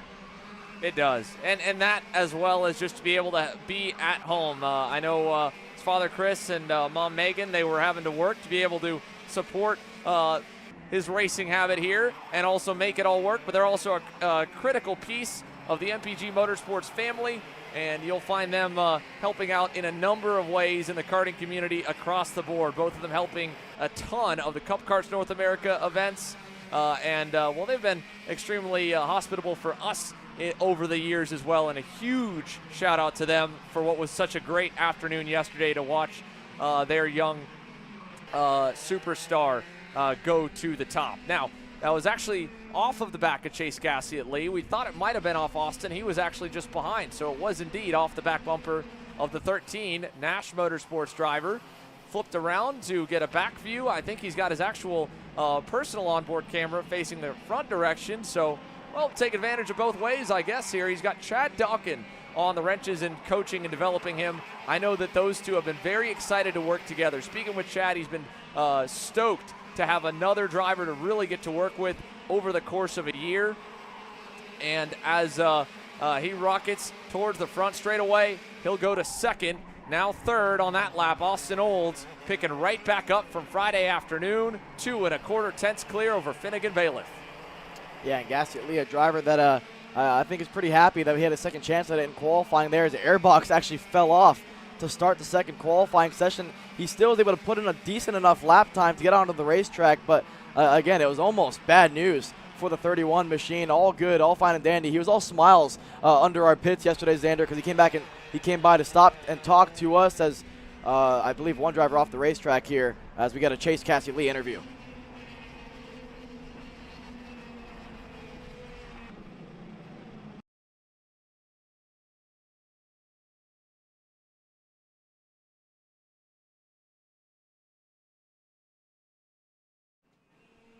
We'll hear from Chase here in a moment when we pull that back up for you later on in the show. For now, though, 3 minutes and some change to go here for Chase Gassiet Lee in the Nash Motorsports EOS kart. 4th last time by. Will he go any better this time? He's towing around James Overbeck. At the line, he'll go up, down, sideways, back to 4th again. Austin Olds to the top. Is there anything you can transfer this year, setup-wise, driving-wise, into this year? A little bit, yeah, I think. A little bit just like how to get on the power and points of like braking and stuff like that. Like a few little things like driving. Nothing really much with the setup because the tires are different and power's different and stuff like that. Why do you think you kind of are quick around this place? You're quick everywhere, but this track seems to kind of suit your driving style pretty well. I just drive into the corner super hard, and this track like fits my driving style. How like has a lot of grip on entry, you can carry a lot of speed, and it like fits my driving a lot. Henry Wheeler now on screen as we get to check in with more of the Stars, the OKN Stars class. A big shift for him heading into the summer. A new home with Mike Doty Racing started 2 weeks ago, and back on familiar territory with an OTK chassis. He said he's been very happy with the overall package. It was a solid first weekend together for the pairing, and he's hoping that he can continue to build on that here with the opportunity this weekend to try and get back to the form that he saw in the original OKN Stars Championship Series season in 2023, where he ended up as the vice champ in a fight for the title all the way down to the final lap of the final race on the season. But last year's champ, Paulie Massimino in the number 40 for Brandon Jarchakrak Racing. Last year from Charlotte Motor Speedway, well, it was a bummer moto of one of the two where he had an issue getting off the line, and then he was able to turn things around to be able to drive through the field. Massimino leads your field away from the front straightaway. Main event action underway.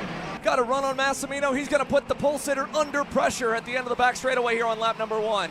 Paulie covering off that inside down at turn number 8. Nobody goes off, but Old's got the crossover. Now, though, putting the heat on. Old's blocking low, over under by the champ.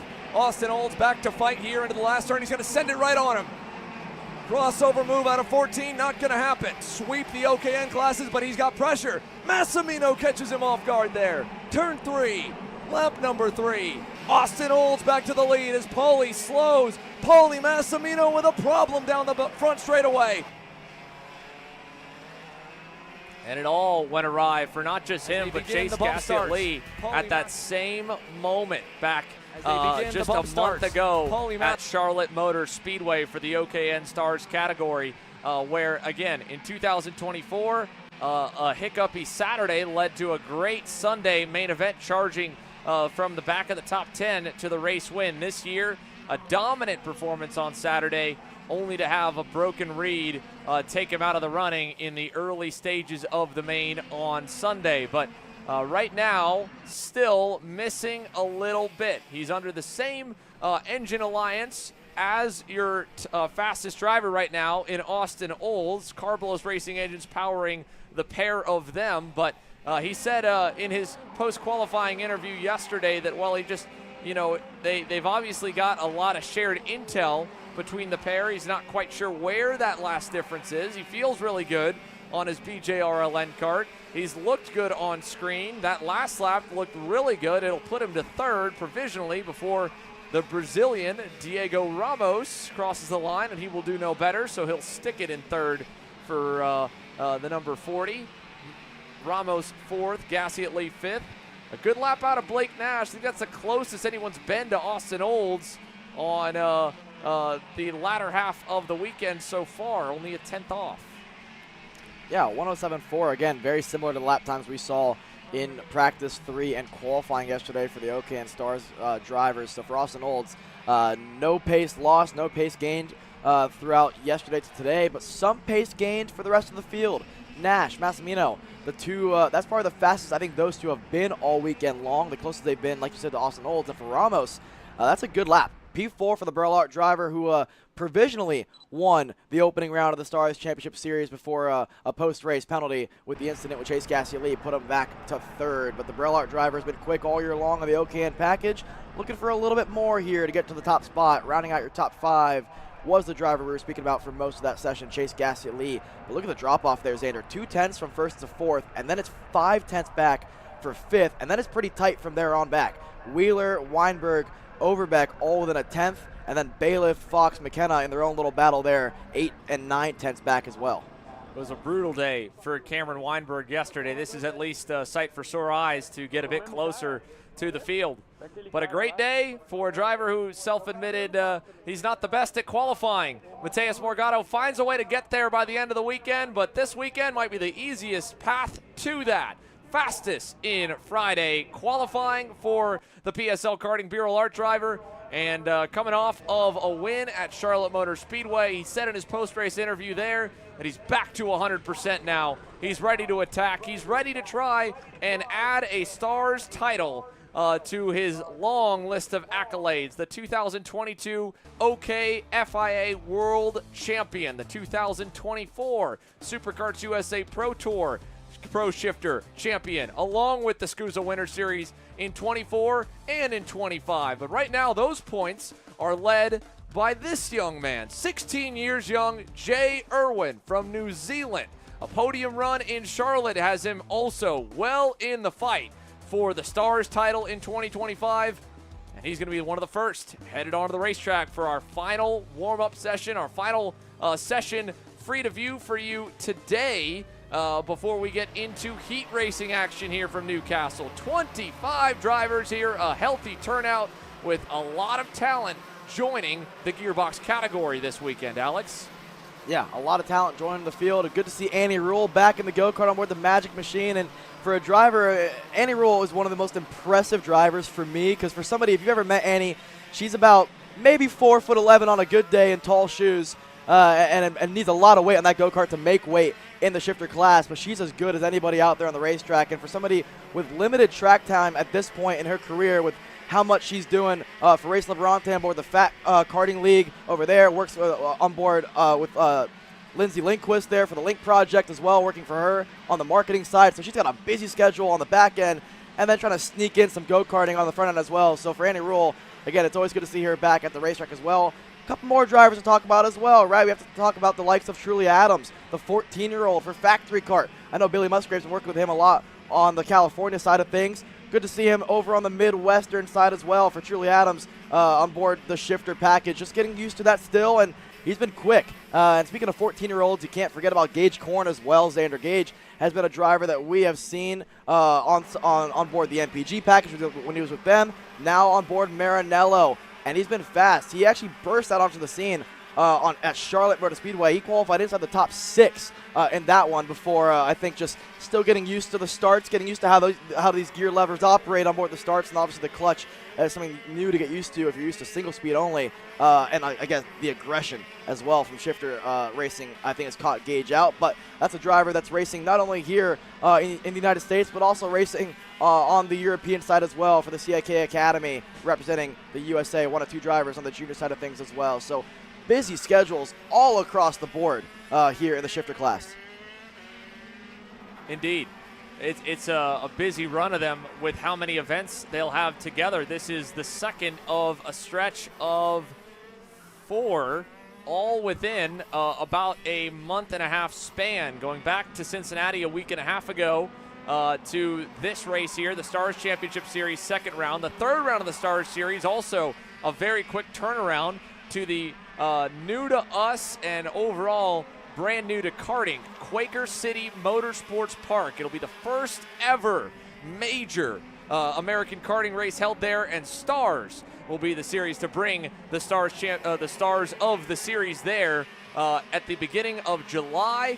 And then, of course, we're back here in Indiana for the SCUSA Summer Nationals as race number 4 of a 7 or 8 week stretch of gearbox action. That's as close as they get together on the calendar. Only the Stars Series and the SCUSA Series really let us see all of the best from around the world. And again, you can't talk about best from around the world without talking about 2 of the drivers on your screen. Former KZ 2 European champion and Adrian Reneden, the factory Sodi driver here this year with Velocity Racing, the Sodi factory-backed U.S. team, and the All-American badass who has raced against some of the best in the last 2 decades in our sport, Billy Musgrave, the 5-time Supernats champ, the winner from this round of the season last year at the Motorsports Country Club of Cincinnati, and a great run of pace for him at that same venue 2 weeks ago has him well in the conversation for the Pro Tour title. But with a drop in the Stars Series, if he gets a good run this weekend, he could be in the hunt. But he did not have a good day yesterday. No, not at all, for sure. And again, further back, the driver that crossed the stripe third, Ian Quinn, the all-black helmet for Steel Motorsports on board the Stealth package. That's a driver that I don't even want to say has had a good day yesterday. He hasn't had a great year so far to his standard, especially with how quick he was last year when he was with the PSL boys. Him alongside Morgado and Jay Irwin were super quick all year long on the Stars Championship Series. But this year it seems like he must have made somebody really upset because clearly the luck has not been there for Ian Quinn. But it's coming back to him, I think, this weekend on a track that he's known and loved. He's had so much success here, not only in shifter, but in the four-stroke side of things on the CKNA Grand Nationals whenever we come here every single year around October, November time. So for Ian Quinn, it's coming back to him, I think. The all-black helmet, if you're superstitious, I think this is where he feels at his best. He's a stealth guy. He's a quieter guy when you put the camera in his face. Off the camera, though, he's a very funny kid to speak to, and I love every time we get a chance to chat with Ian Quinn. The pace is there, though, so far for him. The lap times, not so much. He's been stuck behind the likes of Billy Musgrave, getting the elbows out here in the warm-up session.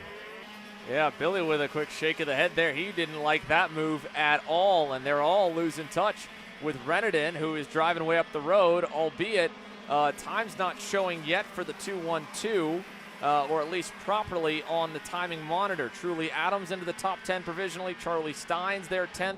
The Magic Man, fastest in happy hour, just said he missed the mark a little bit in qualifying. Didn't get the pole, got pipped by Mateus Morgado and Gavin Bailiff, two drivers again who he was having us chat with, as the three of them were the three of the top four finishers from Charlotte Motor Speedway at the Queen City Gambit. But when we go to Newcastle, we know AJ is going to be a factor even more than usual, and this could be another practice session that sees the number one plate in position number one. But Truly Adams, the Southern California native, first full year in gearbox action. Another young superstar, one of two 14-year-olds in the field off an age waiver to move up early. He, like Davin Roberts, pretty big kid for his age. And the 247 to the line that time will stay ninth, but it'll still be good enough to hold. And there's a look up the road to find Gage Korn, who was outside the top 10 yesterday. He stunned the field at Charlotte with a fantastic qualifying effort. But then, of course, off the start in both of the motos, struggled to really get going. It put him buried in the field in the main. He still managed a decent weekend when you look back at the lap times and the consistency and being able to kind of jump into the deep end of the pool and try his best to hold his own. But you're going up against true factory drivers, professional karting drivers in this category. There is no better test of a young driver's development wherever they may go beyond karting discipline-wise to go against the best this sport has to offer. And so for Gage, it's a great opportunity this weekend again to try and see if he can maximize it, but this time a different story, having to go back from row 7. Checkers in the air, and it'll stay as a magical warm-up for A.J. Myers, 10th and a half up. Yeah, it's a good start to his morning. He said yesterday after in his interview in qualifying, just missed it, right? He felt like he had the lap to go out there and put it on pole. Small mistake there from the Magic Man, couldn't make it happen. And for a driver that yesterday said, listen, qualifying's not usually my strong suit, he made it look pretty easy out there. Mateus Morgado did, but 4/10 back here in this one so far. Puts him P3, but probably not the ideal gap you'd want to the driver in front. In front of him, Gavin Bailiff, about a 10th and a half back, a decent warm-up for him for the TKG machine. And that's a driver that, you know, again, we spoke about him all day yesterday, Xander, throughout the afternoon. The confidence is there. And at this point, we can't really speak about Gavin as somebody who's, you know, still learning the package. He's figured it out. And at this point, he's actually quicker in the morning than a former world champ on the OK side of things, and Mateus Morgado and his teammate on the Burrell side as well. So for Gavin Bailiff, again, still running for a championship, not in the best spot in the world compared to, you know, the likes of Jay Irwin and others and AJ Myers, but still in the spot. And again, we're only on round 2 of this championship series. And again, we spoke about it yesterday, the way the points work, right? The main event is worth double what the motos are combined, right? So it's so important to be good enough in those motos to put yourself in a position for the main event on Sunday. It's also a reason why qualifying this early in the weekend off of just 3 practice sessions isn't a total doomsday scenario with only so many points up for grabs in those sessions. An updated look at the leaderboard, though, does have a bit of a change from what we originally thought was the end of that session. A burner lap at the end for rookie Gage Korn puts him second. Great qualifying, or great warm-up session here for the 14-year-old. 10th and a half off AJ Myers. Better than the front row for today in Gavin Bailiff and Mateus Morgado. Quinn 5th. CJ Bowman on his second Pro Shifter season in 6th. Reddington, Eli Fox, Jay Irwin down in 9th, and Vincenzo Saraceno, your top 10 as we get set to head down into the scale lines for a little more of a debrief here from the end of our warm-ups and qualifying sessions here in Newcastle. Xander standing by here with rookie Gage Korn. You've been real busy the past couple of months coming over here back to the U.S. Second place after that warm-up session. How are you feeling this morning? I felt pretty good. I mean, I did not feel great in qualifying at all. I was 13th, and so we made a couple changes, and the kart felt pretty good out there. I was behind AJ. He looked a little bit faster than me, but I managed to set down a time like 2/10 faster than my qualifying time. So I'm pretty happy with that, and let's see if we can keep it rolling into the heats. Yeah, I want to take you back to the past couple of months, right? A really good result for you in Charlotte. You put it on pole over in Europe. Super pole, you made it into that over at MCC, and this weekend, right? Good pace. You know, what would be a successful weekend for you here to capitalize on it all? I mean, I think a really successful result would be a top 5, but in the heats, I think a solid result would be a top 10, but I think I can go farther than that. So, thank you, Gage. There you have it from Gage Korn, Maranello USA, and the 2-3-4 entry specifically. The next best to AJ Myers in warm-up. The sun's back out. Should be a beautiful day for racing from Spiceland, Indiana. We'll take a moment to step aside. On the other side of this break, we'll be going exclusively to KC Premium members with the countdown to green till the KA Masters roll for their first heat race of the weekend. We hope you've enjoyed the free coverage so far. Don't forget, we'll be back free again tomorrow for another round of warm-ups, and we'll be fully free for the Mazda Motorsports Pro Show main events for OKN Junior, OKN Stars, and the class you just watched warm up, Pro Stars. But if you want it all, hit that join button at the bottom of the YouTube stream here. $9.99 a month. Make sure you do it on a PC or Android. Stay away from the iOS devices. They'll tack on some extra fees, but you can log into your iPhone, your iPad, your Mac at any given point and join us there as well. We hope you have followed us so far. We're ready for more. Alex Searle, myself, Xander Clements, and the crew. Caleb and Haley on pit lane. We'll be right back.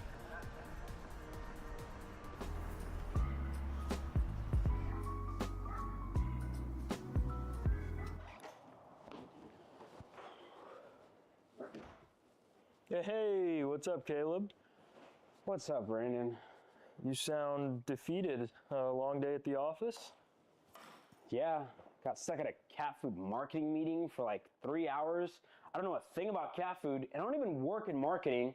And then I got sent on a coffee run like I was some sort of intern. Then at the end of the day, when I want to go get gas, I just realized everything is so darn expensive nowadays, man. Yeah, you got that right. Like, do you have any idea how much we're spending on Netflix? That's like $20 a month. Do you know how much we're spending on cable? That's like $50 a month. But you know what isn't expensive? Tell me. Kart Chaser Premium. For only $9.99 a month, you can watch all the American karting action live from coast to coast. Subscribe and become a member today.